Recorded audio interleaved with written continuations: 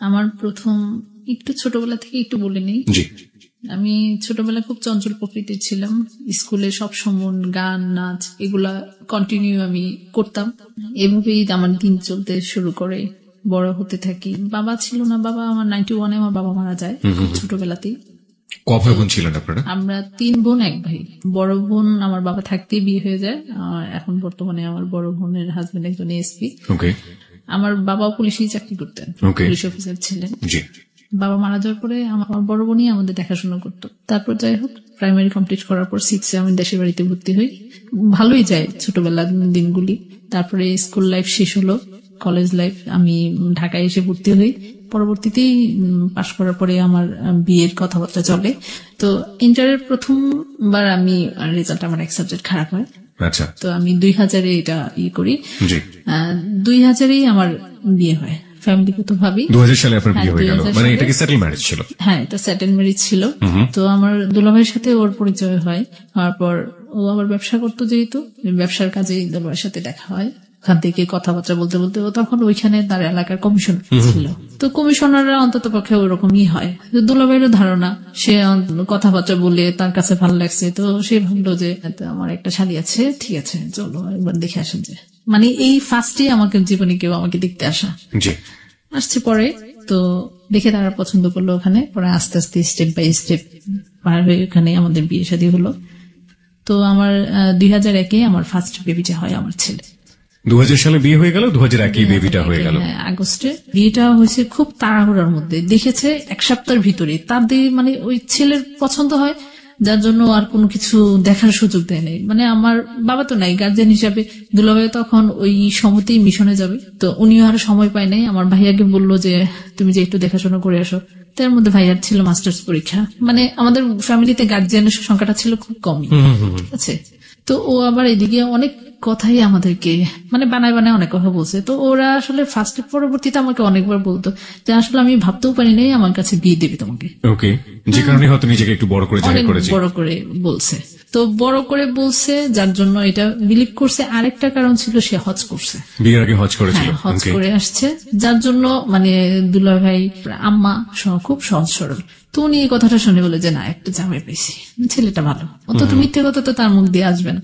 অনেক কথাই বলছে, ঠিক আছে। এমনিতে কোনো নেশা জাতীয় কোনো জিনিস, পান সিগারেট এমনিতে কোনো কিছু খেত না, এমনি কোনো বাজে অভ্যাসও তার ছিল না।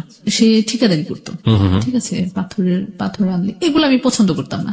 সে আমি বিয়ের আগে যেটা শুনতে পারছি যে তার বাজারে বিজনেস আছে, মানে অনেক বড়, মানে গোডাউন যেটা স্টক বিজনেস যেটা ওটা আছে, আমি জানতাম। এটাই তো মানে হলে এটা অনেক ভালো। সেই যে এলাকার মানুষ, ওইটা একটা বাণিজ্যিক এলাকা বললেই চলে। তো ওখানে এরকম ম্যাক্সিমাম মানুষ এরকম করে। আমরা ছোটবেলা থেকে ওইখানে থেকে আসছি, আমার আব্বু ওইখানে চাকরি করছে। তো এটা ওরকম হলে কোনো খারাপ না, ভালো। আর আমি তখন যখন আমার বিয়েটা হয় তখন এই সম্পর্কে আমি এত কিছু ভালো বুঝতাম না। আপনি যেটা বললেন যে পাথর আনতো বা ইট বালি নিয়ে কাজ করতো, সে এই কাজটা তো আলটিমেটলি সে আগেও করতো, কিন্তু আপনাকে বলেছে সে অন্য কিছু করে। তো আপনি যখন গিয়ে তার বাস্তবটা দেখলেন যে আসলে সেটা না, সে যেটা বলেছে, তখন আপনার এগুলো ভালো লাগতো না? তখনই আমার ভালো লাগতো না। আর সে আমাদের এত তাড়াতাড়ি মানে কনসেপ্ট করা বা বাচ্চা কাচ্চা নেওয়ার কোনো ইয়ে ছিল না। কিন্তু সে ওই যে তার একটা ধারণা ছিল, আসলে মনে হয় না বিয়ে দিবে, এমনিতেই বলতে থাকি যা বলার। কিন্তু যখন দেখছে বিয়ে দিয়ে ফেলছে, এখন এটাতে যদি কোনো কিছু না হয় তাহলে যদি আবার সে চলে যায়, তার ফ্যামিলি যদি তাকে নিয়ে যায়, দ্রুত বাচ্চাটা নিয়ে নিয়েছে, সে এটা ইয়ে করছে। তো প্রথম, তারপরে যখন আমি আস্তে আস্তে এটা ফিল করতে থাকি, আমার ফ্যামিলির মানুষ, আমার বড়াপা অ্যাকচুয়ালি মন থেকে এটা পছন্দও করছিল না, কিন্তু একমাত্র দুলাভাইয়ের ইয়েতে বলে যে না, আমার কাছে ভালো লাগছে, সে এখনো যুগে এরকম ভালো ছেলে পাওয়া যায় না। এই সেই বিয়ের সময় সে চাচা শ্বশুরের বাসায় নিয়ে ওদেরকে দেখাইছে, ওরা ওখানেই বসছে, ওখানে খাওয়া দাওয়া করছে, যার জন্য ওরা ভাবছে যে ওইটাই তাদের বাড়িটাই। তা আমাকে বিয়ে করার পরে অরিজিনাল তার বাড়িতে নিয়ে গেল। তার ঘরে নিয়ে যাওয়ার পরে তার ঘর টোর দেখে সবকিছু দেখে তো আমি পুরা মানে ওখানে একবারে স্ট্যাচু হয়ে গেলাম। এটা কি? তো সকালবেলা উঠে যখন তাদের পিছনে যাই, বাড়ি টাড়ি ভালো করে দেখি, আমি তো পুরা কোনো কিছু বলতে পারি, মানে ওখানে এটা কি হলো, এটা কি হলো। তো আমার সাথে আমার এক কাজিন গেছে, তো আমাকে সে বলতেছে তুই কি খুশি? তা আমি বললাম কি, আসলে আমার ভাগ্যটাই মনে এরকম ছিল, আমি কি করবো, ভাবা নাই, যেহেতু বিয়ে হয়ে গেছে এখন তো মানে তখন এই জিনিসগুলাই মনে হতো কি যে হয়তো আমার ভাগ্যই এরকম ছিল। তাই আপনার দুলাভাই ওয়েল ইনফর্ম যেটাকে বলে, একদম খুব ভালো করে জানা ওরকম ছিলেন না? না না না, ও সম্পর্কে ওরকম ভালো করে জানার কোন স্কোপ তার ছিল না। দুটো ফল্ট আমরা এখানে খুঁজে পেয়েছি প্রিয় শ্রোতা। একটা হচ্ছে যে পরিবারের কন্যাদান হচ্ছে, সেই পরিবার সম্পর্কে ডিটেল না জানা এক, আর 2 নম্বর হচ্ছে যে যিনি বিয়ে করছেন তিনি তার স্ত্রীর কাছে বা স্ত্রীর পরিবারের কাছে নিজের সম্পর্কে গোপন করে শুধুমাত্র আমাদের লুবনাকে পাওয়ার জন্য বিয়েটা করছেন। এতটুকু মোটামুটি আমরা এই স্টেজে পরিষ্কার। হ্যাঁ, তারপর ব্যাপারগুলি এভাবেই যায়, সবকিছুই কেমন এলোমেলো, একবারে পুরা এলোমেলো, মানে কোনো কথায় কোনো কিছু মিল পাইনি আমি। তো আমি আর এর মধ্যে কোনো কিছু তাকে আর কিছু বলি নাই, তো আমার কাজিনকে বলি নাই। তো বাসায় যাওয়ার পরে বললো কি যে কেমন দেখলি, কি হলো। তো একটা কথা সত্য কি, আমার শ্বশুর বাড়ির মানুষগুলো খুব ভালো ছিল, যেমন আমার শাশুড়ি, আমার ননদ খুবই ভালো, অনেক ভালো। তো আমি বলতাম যে মানুষগুলো ভালো, কিন্তু সে ওর কথা জিজ্ঞেস করলো যখন, তখন আমি বললাম তার কথা তো তার সাথে না থাকলে তার বোঝা যাবে না, এখন হুট করে একটা মানুষ সম্পর্কে কিভাবে বলবো। আর যতটুকু জানো তোমাদের সাথে যতটুকু কথা হয়েছে আমার সাথে তো এরকম ভাবে কথা হয়নি, যার জন্য আমি আর এই ব্যাপারে কোনো কিছু বলিনি। তো বললো যে ঠিক আছে, তবে আর একটু দেখে শুনে চিন্তা ভাবনা করে কিন্তু বাচ্চা কাচ্চা নিস। তো এটা ইয়ে করো, কিন্তু তার তো টার্গেট ছিল যেভাবেই হোক, হ্যাঁ এখানে আটকে ফেলতে হবে। তো আমাদের ফার্স্ট বেবি হয়ে যায়। বিয়ে করলেন 2001-এ, 1 বছরের মধ্যে বেবিটা হয়ে গেল। আলটিমেটলি আপনার জায়গা থেকে আপনার হাজবেন্ডকে কোনো কিছু বলার ছিল কিনা, নাকি ইভেন্চুয়ালি হয়ে গেছে? তাকে প্রথম নিষেধই করা হয়েছিল, যে মানে আপনি আপনার জায়গা থেকে নিষেধ করেছিলেন? হ্যাঁ, যে এখন এত তাড়াতাড়ি। পড়াশোনা কি বন্ধ হয়ে গেল আপনার? হ্যাঁ, তখন পড়াশোনা সে আর ও কি বলে দিল যে পড়াশোনা করার কোনো দরকার নেই? কিসের জন্য কোনো পড়াশোনা করার দরকার নেই। এটা কে বললো? এটা আমার হাজবেন্ড বললো। এবং আপনি মেনে নিলেন সেটা মানতে হলো, কারণ ওখান থেকে কলেজে ভর্তি হওয়া বা সে ওরকম দেবে না, যেহেতু আমি ঢাকায় পড়ছি, এখানে তার আসতে দেবে না। তো আমি ভাবলাম যে বিয়ে হয়ে গেছে, সাংসারিক জীবনই বেছে নিলাম। মানে এই জায়গাটা থেকে আপনার নিজের একটা মেন্টালিটি ছিল, ওকে বিয়ে হয়ে গেছে তো তার মানে দরকার নেই। হ্যাঁ, ফ্যামিলিটা বাবা মারা যাওয়ার পরে সবকিছুই চেঞ্জ হয়ে যায়, যে কোনো রকম যেভাবেই হোক না কোনো বিয়েটা হয়ে যাওয়াটাই। হ্যাঁ, আর একটু স্বাভাবিক, আমি তখন দেখাশোনা একটু ভালোই ছিলাম, যার জন্য মানে পারিপার্শ্বিক অবস্থাটাও তত একটা ভালো ছিল না। মানে আলটিমেটলি ছেলেরা অনেক ডিস্টার্ব করতো, যার জন্য পরে ভাবলাম যে থাক, সংসারে একটা বিয়ে শাদী হয়ে গেলে হয়তো অন্তত এই জিনিসগুলা থেকে আর মুক্তি পাবো। রাইট। প্রিয় শ্রোতা, বেশ কয়েকটি জিনিস এখানে খুবই গুরুত্বপূর্ণ। একটা হচ্ছে যে মেয়েদের, প্রত্যেকটা মেয়ে এবং প্রত্যেকটা ছেলের মনেই সংসার নিয়ে অনেক সুন্দর একটা স্বপ্ন থাকে। আমরা লুবনার ক্ষেত্রে যেটা দেখতে পাচ্ছি, যে এই মেয়েটির যেখানে বিয়ে হলো সেখানে এক ধরনের ধোকাবাজি হয়েছে। ধোকাবাজি বলতে আমি যেটা বোঝাচ্ছি যে হাজবেন্ড যে ইনফরমেশন গুলো তার ফ্যামিলি এবং তার সম্পর্কে দিয়েছিল সেটা সঠিক ছিল না। 2 নম্বর হচ্ছে যে হাজবেন্ড নিজেও কনফার্ম ছিলেন না যে মেয়েটিকে পাবেন কিনা। যখন পেয়ে গিয়েছে তখন কিন্তু আলটিমেটলি কিভাবে বেঁধে ফেলা যায় সেই জন্য তার সাথে একটা সম্পর্ক, একটা মনের সম্পর্ক তৈরি হবার আগেই সেটা তিনি অন্যভাবে বাঁধার চেষ্টা করলেন, যে দুনিয়াতে একটা সন্তান নিয়ে আসলে আলটিমেটলি মেয়েটা কোনো দিকে যেতে পারবে না। ওকে, তারপর আমি তাকে চাচ্ছিলাম যে ঠিক আছে, তুমি এখন এই বিজনেস আমার ভালো লাগে না, কারণ এটা কারোর কাছে বলা যায় না। কি বলবো, তোমার হাজবেন্ড কি করে, ব্যবসা করে, কিন্তু আমি তো জানি আসলে কি ব্যবসা করে। আমি কোনো কিছু দেখতে পাচ্ছি না, কোথায় সে ঠিকাদারি, কোথায় কি কমিশনারি, ওটাই মানে আমি কোনো কিছু মানে পরিচয় দেওয়ার মতো কোনো কিছু তার কাছে খুঁজে পাচ্ছিলাম না। তো তাকে আমি এক পর্যায়ে বললাম কি তুমি বাইরে চলে যাও, দেশের বাইরে। হ্যাঁ, দেশের বাইরে চলে যাও। তো দেশের বাইরে চলে যাও, এর মধ্যে সে করলো কি, কোথা থেকে এক দালাল ধরলো, অনেক টাকা এখানে তো সে দেওয়া হলো। তা আমাকে বিয়ের পরে আমার ফ্যামিলি থেকে প্রায় 8.5 ভরি গহনা দিল। তো সে ওগুলা আমি ভাবলাম কি যে টাকা পয়সার সব দিক দিয়ে ইয়ে হচ্ছে, ঠিক আমার কোনো মধ্যে হলো যে তুমি বাইরে চলে যাও, তুমি একটা কিছু করো, আমার আর এইভাবে থাকতে ভালো লাগে না। থাকতে ভালো লাগে বলে সবকিছু একটা টানা হাসরা জীবন, এই লাইফটা তো সংসার করবো যেহেতু করতে আসছে, একটা ফুলের মতো সুন্দর একটা সংসার, গুছানো গাছানো বাড়ি, সবকিছুই এখন যেটা স্বপ্ন থাকে। ছেলে মেয়েরা হলো কি বলবে যে তোমার বাবা কি করে। তো এই জন্যই তাকে প্রেশার দেওয়া হলো বাইরে চলে যাও। তো বাহিরের উদ্দেশ্যে যখন সে সবকিছু করলো, তো আমার এই জিনিসগুলো আমি তাকে সবকিছু আমার ফ্যামিলিতে না জানিয়ে আমি তাকে দিলাম। 8.5 ভরি থেকে সে 1.5 ভরি বিক্রি করে দিছে। আর বাকিটা ছিল, বাকিটা আমি বন্ধক দিয়ে পুরা টাকাটাই তাকে দেওয়া হলো কানাডা যাওয়ার জন্য। আমি বললাম যে এত জায়গায়, কারণ কানাডা যেতে হলে নিজেদের একটু এডুকেশন থাকা লাগে। তোর এডুকেশন ব্যাকগ্রাউন্ডটা কি ছিল? অ্যাকচুয়ালি তার এডুকেশন ব্যাকগ্রাউন্ড সে ইন্টার এসএসসিও দেয়নি, কিন্তু আমাদের বলেছে সে বিএ কমপ্লিট করেছে। ওকে। তো বললো যে না আমি যাইতে পারবো। তাকে কে বললো, সে ওরকম কনফিডেন্স, কারণ একজন যারা বাহিরে নিয়ে যায় তারা কিন্তু একজন পাবলিক পেলে কিভাবে তাকে নেবে, কিভাবে তাদের প্রতারণার জালে আটকাবে, ওইভাবেই চেষ্টা করে। তো ওরাও সেম তাকে ভুলায় বেলায় ওরকমই করলো। এই কাগজপত্রগুলো আমি আবার দুলামিকে দেখাইছি, পরে দুলামি বললো যে না এটা সে যেতে পারবে না, এটা গলা কাটা ভিসা। তো এই কথা বলার পরে সে তো বললো যে হ্যাঁ আমি বাইরে যাবো দেখে, আমি বড় লোক হয়ে যাবো দেখে, তো ওদের ফ্যামিলি মানুষ সেটা চায় না। তো আমি ওদের বললাম যে দেখো এখন ওরা তো এই কথা শুনতে চাচ্ছে না, ওই লোকে যে কথা বলছে ওইটাই সে বিশ্বাস করলো, সে যেতে পারবে। তো আপারা বললো যে থাকে এই ব্যাপারে আর কোনো কথাই বলে লাভ নেই, সে এটা কি ক্ষতি না হওয়া পর্যন্ত সে এটা থামবে না। সত হলো তাদের ফ্যামিলির অবস্থা ছিল না। 6 লাখের 6 লাখের মতো দিয়ে কোথায় যাচ্ছে? কানাডাতে। কানাডাতে। ওকে, গলা কাটা ভিসা। হ্যাঁ, কি করবে ওখানে? কোনো ঠিক ঠিকানা নাই। কোনো ঠিক ঠিকানা নেই। আপনার কি মনে হয় না যদি আপনি আপনার হাজবেন্ডকে চাপটা না দিতেন দেশের বাইরে যাওয়ার জন্য, সেই ভুলটা করতো, যেটা সে এখন ভুল করতে যাচ্ছে অ্যাকর্ডিং টু ইউ, যে কানাডাতে চলে যাচ্ছে বা গলাকাটা ভিসায় যাচ্ছে, সেই ভুলটা যদি আপনি এভাবে চাপ না দিতেন তাহলে আপনার কি মনে হয় যে এই ভুলটা সে করতো? অ্যাকচুয়ালি সে বিয়ের আগেও বাইরে, সে একবার কোন দেশে থেকেছিল? সৌদি আরবে। সৌদি আরবে থেকেছিল। ওকে, আসার পরপরই সে নির্বাচনে দাঁড়ায়, ওখানে সেই কমিশনার হয়ে যায়। হ্যাঁ, কমিশনার হয়ে যায়। আমি তাহলে যেটা বুঝলাম যে আপনি তাহলে বাইরে যাওয়ার কথা বলেছিলেন এই কারণে যে বললেন তার এক্সপেরিয়েন্স আছে বাইরে যাওয়ার। সেটা কোন দেশে যাবে না যাবে সেটাই সে ভালো বুঝবে। Okay fine. তারপর এটা বলার পরে সে তো কারো কথাই মানলো না। ওখানে টাকা টোকা সবকিছু জমা দেওয়ার পরে ও দুবাই গিয়ে ওখানে সে অ্যারেস্ট হয়। সে দুবাই যাওয়ার পথে সে অ্যারেস্ট হয়ে গেল। লুবনা, আমরা যে জায়গাটিতে ছিলাম সেখান থেকে ফিরতে চাই। আপনি বলছিলেন যে আপনার দুবাই গিয়ে অ্যারেস্ট হয়ে গেল, তাকে দেশে পাঠিয়ে দেয়। তো অ্যারেস্ট করে কি দেশে পাঠিয়ে দিল সঙ্গে সঙ্গে? একবারে সঙ্গে সঙ্গে। তারপরে 6 লাখ টাকা শেষ। হ্যাঁ, ঢাকা জেলে ছিল, সেন্ট্রাল জেলে। কতদিন যাবত ছিল ওখানে? বেশি দিন ছিল না, 7-8 দিনের মতো ছিল। তো আমার বড় ভাসুর ওখান থেকে লয়ারটার ধরে ওখান থেকে তাকে পরে বের করে নিয়ে আসে।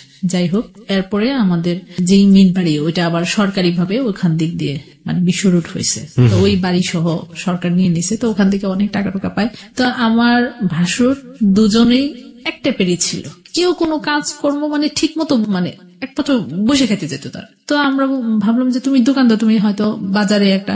আর আমার ব্যাপার হলো কি, আমি আসলে যে মেন্টালিটি, যে ফ্যামিলির মানুষ, আমি ওরকমই ভাবে চাইতাম যে একটু বলার মতো না, সে করতেছে একটু ভালো কিছু করো, তো এমন কিছু দেওয়ার জন্য যে সেটা দিয়ে তুমি অনেক ভালো একটা পজিশনে চলতে পারো, তোমাকে সবাই চিনে জানে, তুমি একজন কমিশনার, তোমার পরিচিতি তো অনেক। সে কখনোই কারো কথা কানে দিত না। আমার হাজবেন্ড করলো কি, ওইখান থেকে আবার কিছু টাকা নিয়ে আমার ব্যবসার কাজে লাগলো। তাই আমি বললাম যে তুমি একটা কাজ করো, আমার গহনাগুলো ওখানে বন্ধক, ওখান থেকে এগুলো নিয়ে আসো, এটা তো দিন দিন টাকা অনেক বাড়তেছে। তো এগুলো করতে করতে এগুলো নিয়ে আমিও একটু বাসায় রাগারাগি করলাম ওখানে। ও এটা করলো না করাতে পরে অনেক কষ্ট করে আমার ননাসেরদেরকে ধরে টরে, বাসনদেরকে ধরে পরে জিনিসগুলো ছুটে আনে। যাই হোক, এগুলো নিয়ে অনেক ঝামেলা হয়। এগুলা করতে করতে এরকম করতে সে আমার ব্যবসা ট্যাবসা এগুলোর মধ্যেই নামলো। ব্যবসার কোনো কিছুই কোনো আগামাথা নাই, কোনো কাজকর্মেরই তার কোনো আগামাথা ছিল না। তো এইভাবেই দিন কাটতেছে। 2004-এ আমার মেয়ে হলো। হ্যাঁ, প্রায় 3 বছরের ডিস্টেন্সে একটা মেয়ে হলো। এর মধ্যে আমি খুব প্রেশার দিচ্ছি, আমার পক্ষে আর থাকা সম্ভবই না। তা আমার মতে একটাই ভালো ছিল কি, তুমি বাইরে চলো, ছোটখাটো কান্ট্রিতে, মানে সেটাই আমি চাইতাম তখন থেকে। না তুমি জমিনে নামতে পারবা, না কারো এখানে কাজ করে খেতে পারবা, না তোমার কোনো এরকম কোনো এডুকেশন কোনো কিছু আছে যে তুমি কোনো জায়গায় চাকরি করতে পারবা, সেটাও তোমার পক্ষে সম্ভব। মানে সোশ্যাল স্ট্যাটাসটা আপনার জন্য অনেক বড় একটা ফ্যাক্ট হয়ে দাঁড়িয়েছিল, অনেক বড় ফ্যাক্ট হয়ে দাঁড়িয়েছে, এবং এটার জন্য আপনি মেন্টালি তাকে মানতে পারতেন না। প্রিয় শ্রোতা, this is a very good point. Social স্ট্যাটাসটা, তার হাজবেন্ডের যে সোশ্যাল স্ট্যাটাস, সেটা সে কোনোভাবেই মানতে পারতো না। এখানে তাকে দোষ দিবেন কিনা সেটা আপনাদের ভাবার বিষয়। প্রথম কথা হচ্ছে যে তার সোশ্যাল যে স্ট্যাটাস, তার হাজবেন্ডের যে সোশ্যাল স্ট্যাটাসটা ছিল, সেটা কিন্তু বিয়ের আগে রিয়েলটাকে সে লুকিয়ে তাদের কাছে সে নিজেকে অন্যভাবে জাহির করেছে। এই লুবনা ওই সোশ্যাল স্ট্যাটাসের একজন মানুষকে বিয়ে করেছিল, কিন্তু পরবর্তীতে যখন দেখলো যে আসলে মানুষটা এরকম না, সেই সোশ্যাল স্ট্যাটাসের ধারে কাছেও সে নেই, এবং 3 বছর ধরে আপ্রাণ চেষ্টা করে যাচ্ছে সে স্ট্যাটাসে নিয়ে যাওয়ার জন্য, এবং কোনোভাবেই পেরে উঠছে না, তখন এক ধরনের ডিসপ্যারিটি আমরা বলতে পারি, যে এক ধরনের ডিস্টেন্স তৈরি হচ্ছে, রাইট? ওকে, তার আগে আমি একটু জানি আপনার কাছে যে আপনি যখন বুঝেই গেলেন 1 বছর চেষ্টা করার পরে যে সে চেঞ্জ হবে না, তখন কি আপনার ভেতরে এই জিনিসটা কাজ করা উচিত ছিল না যে ঠিক আছে আমি চেঞ্জ করার চেষ্টা করছি, সে তো হচ্ছে না, তাহলে আইদার তার ব্যাপারটাকে আমার মেন্টালিটি মেনে নেওয়া, অথবা ওখানে একটা ডিস্টেন্স তৈরি করে ফেলা? সে পারবে না যে তা না, তার যে ওরকম এবিলিটি নেই তা না, আছে ওই সমর্থন অনুযায়ী যেটা আমি চাচ্ছি ওটা কিন্তু আমরা সবাই মিলে তাকে সে যদি করে ওটা করতে পারে। যেমন ধরেন কোনো ব্যবসা যতটুকু সে যেই অ্যামাউন্টটা সে ধরতো, ওইটা দেখা যেত যে তার প্রফিট কোনো কিছু তার থাকতো না। কি করতেছে সে? আমি এবার একটু লাভের জায়গাতে আসতে চাই। আপনার হাজবেন্ডের কাছ থেকে কোন জিনিসগুলো আপনার ভালো লাগতো? সেটা আসলে এতটাই তিক্ত হয়ে গেছিলাম ওই জিনিসগুলোতে, যার জন্য ওইটা বাধ্য হয়ে লাইফটা সেটেল কাটানো। কিন্তু তার হচ্ছে কি যে খুঁজে পেতাম না, ওই কারণ সারাক্ষণে আমি ওইটা করতাম যে আসলে কোনো কিছুতে আমি মিল পাই নাই। তবে সে আমাকে ভালোবাসতো, মানে ভালোবাসতো মানে কি, যে ওই যে বললাম না একটা, যে একটা চাপ দিয়ে কিন্তু বেবি গুলা নিয়ে নেওয়া, দূরে যেতে না যেতে পারি, কোন রকম কোন ডিসিশন জন্য না নিতে পারি। তার মানে একটা জায়গাতে তার প্রবলেম ছিল, সেটা হচ্ছে ক্যারিয়ারিস্টিক প্রবলেম, তার ক্যারিয়ারটাকে আপনি মানতে পারতেন না। আমি একবার ইন জেনারেল আপনাকে একটা কোশ্চেন করি, বাঙালি সমাজের মেয়েরা আপনার সাথে যে কাজটা হয়েছে সেটা তো অন্যায় করেছে, আমি একেবারে একমত। তারপরে যেহেতু বিয়ে হয়েই গেল, আমাদের সোসাইটির ব্যাপার যে জায়গাটা থাকে, আপনার কি মনে হয়, আপনি জাস্ট আপনাকে না চিন্তা করে বাঙালি সমাজের একটা মেয়েকে চিন্তা করেন, যে ওই রকম একটা হাজবেন্ডকে পেয়ে তারা শুধুমাত্র এই ক্যারিয়ার ফল্ট ছাড়া অন্য কোনো ফল্ট তার নেই, একটা লাইফ লিড করতে পারে? হ্যাঁ পারে, সে স্যাক্রিফাইস করলে অবশ্যই পারে। নোট অন দ্যাট পয়েন্ট প্রিয় শ্রোতা, আমরা কিন্তু এমন একজনকে আজকে এখানে আবিষ্কার করেছি, তার ফল্ট ছিল তার ওয়াইফের প্রতি, কিন্তু যদি ওই স্যাক্রিফাইসটা ওয়াইফ করতো তাহলে ওই মানুষটাকে নিয়ে ঘর সংসার করা যায়, সেখানে কোনো সমস্যা হয় না। ফাইন। হ্যাঁ, তারপর পরবর্তীতে আমি তার সাথে একটু অভিমান করে আমার বড় আপার বাসায় চলে যাই। ওখানে গিয়ে আমি বুটিক্স এর কাজ শিখি। তো ওই কাজগুলো ট্রেনিং নেওয়ার পরে তারপরে আমি আবার ঢাকায় আসি। ঢাকায় আসার পরে ওইখানে আমি আরেকটা কাজ শিখি। আচ্ছা, এটা যখন কমপ্লিট হয়ে যায়, কমপ্লিট হওয়ার পরে ঢাকাতেই আমি একটা পার্লার কিনি। এটা সম্পূর্ণ টাকাতে আমার বড় আপা, কারণ দেখতেছে যে এখন তাকে দিয়ে আর কোনো কিছু করতে পারতেছি না আমি। হ্যাঁ, পরবর্তীতে কিন্তু এই ডিসিশন গুলো নেয়, এখন আর তার পিছনে সময় নষ্ট করলাম না, এখন কোনো কিছু আপা বললো যে এখন তুই কিছু কর। তো যখন আমি ওইটা সব কেনার পরে, দোকানটা কেনার পরে, তো আস্তে আস্তে ওখানে দেখি যে ভালো একটা ওরকম হচ্ছে না। তো ওখান থেকে আমি আবার আমার বাসা যেখানে, ওখানে পাশাপাশি নিয়ে গেলাম। তো ওখান থেকেই মেইনলি আমার বান্ধবীর সাথে পরিচয়। তো আমার এখানে কাজ করাতো, তো তার সাথে অনেক গল্প হতো। তো আস্তে আস্তে তাদের মধ্যে আমাদের মধ্যে একটা সম্পর্ক, মানে একটা আত্মীয়তার সম্পর্ক একটা হয়ে গেল। তো প্রতিদিনই বিকেলে এসে আমার এখানে যায় গল্পটা করলো। তো আমার একটা জিনিস কি, মানে আমি সবসময় মানুষকে এতটা আপন করতে পারি না, মানে আসতেছে যাচ্ছে আমি সবার সাথে একরকম। তো আমি যখন ওইখান থেকে দোকানটা সরাই অন্য জায়গায় নিয়ে আসি, সে আমাকে অনেক খোঁজে, কিন্তু আমার তো টার্গেট ছিল আমি বিজনেসটাকে কিভাবে আগাবো, কিভাবে ভালো হবে ওইভাবে। তো ওখান থেকে সে আমাকে অনেক খুঁজতে খুঁজতে খুঁজতে খুঁজতে তারপরে সে আবার ওই জায়গায়, বাড়ির পাশে এসে আবিষ্কার করলো। হ্যাঁ, আমার যেখানে আবার পরবর্তীতে নিয়ে আসলাম, ওখানে এসে বললো তুমি এতদিন পরে আমার কোনো খোঁজ খবর নিলা না, এই না সে না, এই অনেক কিছুই তা দিয়ে বললো যে আমি তোমাকে অনেক খুঁজছি। আসছে তো এখানেই সে কন্টিনিউ আসতো যেত। তো আমি তখন একটা সাবলেটে থাকতাম, হাজবেন্ড সহ আমার বাচ্চাদের নিয়ে আমি একটা ফ্যামিলির সাথে থাকতাম।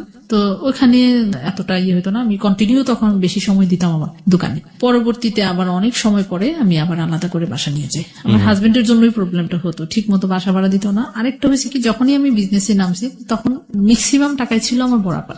তার পরবর্তীতে জিনিসগুলো এর মধ্যে আমি আবার বন্ধ দিই। আমার কিছু টাকার বেশি প্রয়োজন পড়ে, তার কাছ থেকে ওরকম ভাবে পাই না, সে আমাকে কিছু অল্প কিছু টাকা দেয়, যেটা আমার কোনো কিছু হয় না। পরবর্তীতে আমার বরাবর কাছ থেকে নিতে নিতে আমার নিজের কেমন গিল্টি ফিল, তাহলে আমার আর ভালো লাগতেছে না।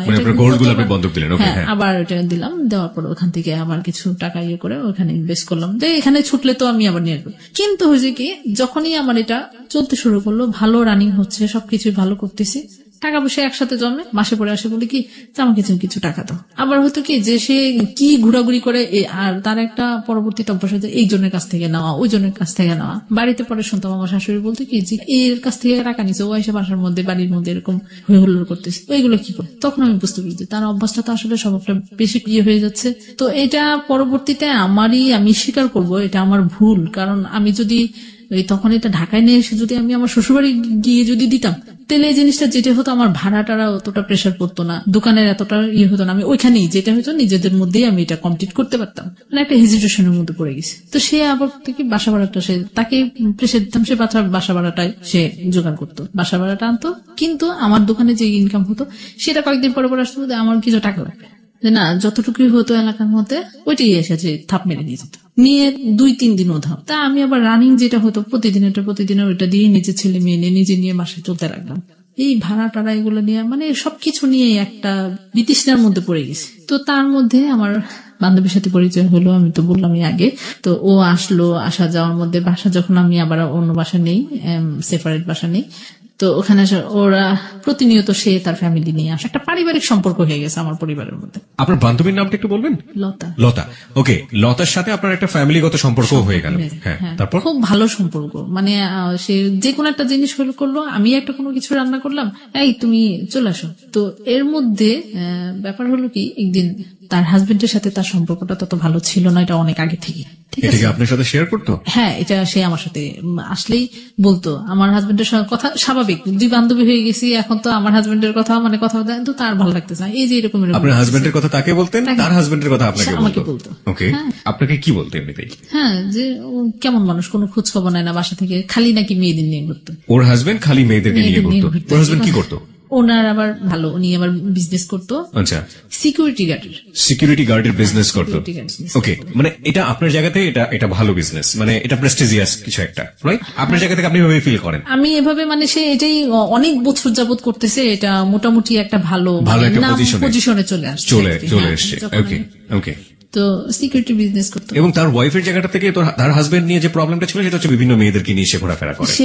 সে বলতো এটা। আর অন্য কোনো প্রবলেম? আর অন্য কোনো প্রবলেম কি, সে অতটা মানে সে আমাকে এত বেশি বলতো না। ঠিক আছে, হ্যাঁ, এতটুকুই। ওকে। যাই হোক, পরবর্তীতে আমি এতটাও বেশি একটা পাত্তা দিতাম না, কারণ আমি আমার সংসার নিয়ে খুব ব্যতিব্যস্তর মধ্যে থাকতাম। কিভাবে কি করা যায়, কিভাবে এটা আগানো যায়, কিভাবে মানে ব্যবসাটাকে ইয়ে করা যায়। তো একদিন হলো কি, ও আমাকে বুটিক্সের একটা শোরুমে, ও অনেক পরিচিত লোক ছিল তার। তো সে বিপ্লব নাম ওই লোকে, ওনার আবার ফ্যাশন হাউস, মানে বাচ্চাদের গার্মেন্টস এর মতো আর কি। তো ওখান থেকে অনেক কাপড় এনে, তারা অনেকেই আছে না যে গার্মেন্টস থেকে কাপড় এনে মানুষদের দিয়ে, মেয়েদের দিয়ে কাজ করে তারপরে আবার ওইখানে জমা দিতে হয়। তো এরকম সে আমাকে নিয়ে গেল যে চলো, আমিও বাসায় একা একা বসে থাকি, তোমারও বিজনেসটা এখন পর্যন্ত ওরকম ইয়ে হচ্ছে না, চলো আমরা ওখানে যাই, যে আমার পরিচিত আছে, ওখান থেকে বললি আমরা কিছু ইয়ে পাবো। তো ও বললো কি আচ্ছা ঠিক। তার কিন্তু কোনো কিছুর অভাব ছিল না। তো ওখানে যাওয়ার পর সে আনলো, আমিও আনলাম। তো প্রথমবার আমি আমার হাজবেন্ডকে নিয়ে যাই, আর তখন ওর হাজবেন্ডের সাথে ফার্স্ট আমাদের দেখা তাদের বাসায়। তার হাজবেন্ডের সাথে দেখা, তো সে তো মানে ওরকম ভাবেই খুব দেখতেও খুব হ্যান্ডসাম ছিল। তো ওখানে ফার্স্ট দেখা, আমি আর ততটা তাকে ইয়ে করিনি। কথা বলতেছি কোথায় যাবেন, তখন ও আমাকে ভাবি বলতেছে, ভাবি আপনারা এই কাজটা আপনারা কি করতে পারবেন, কি করেন না করেন, আপনারা আর কোনো কাজ খুঁজে পান না? আপনাদের প্ল্যান ছিল নতুন একটা বিজনেস করা, রাইট?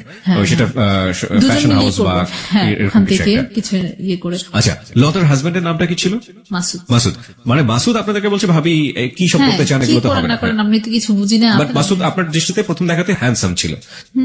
তারপর কি যে তখন আমরা গেলাম, আমার হাজবেন্ড, ওরা দুজন গেল বাইকে, আর আমরা রিক্সা করে ওইখানে গেলাম। তো ওখান থেকে তাদের সাথে কথাবার্তা বলে উনি আমাদের পরের দিন আমাদের কিছু কাপড় চোপড় দিল, যেগুলো আপনারা করাই নিয়ে আসবেন।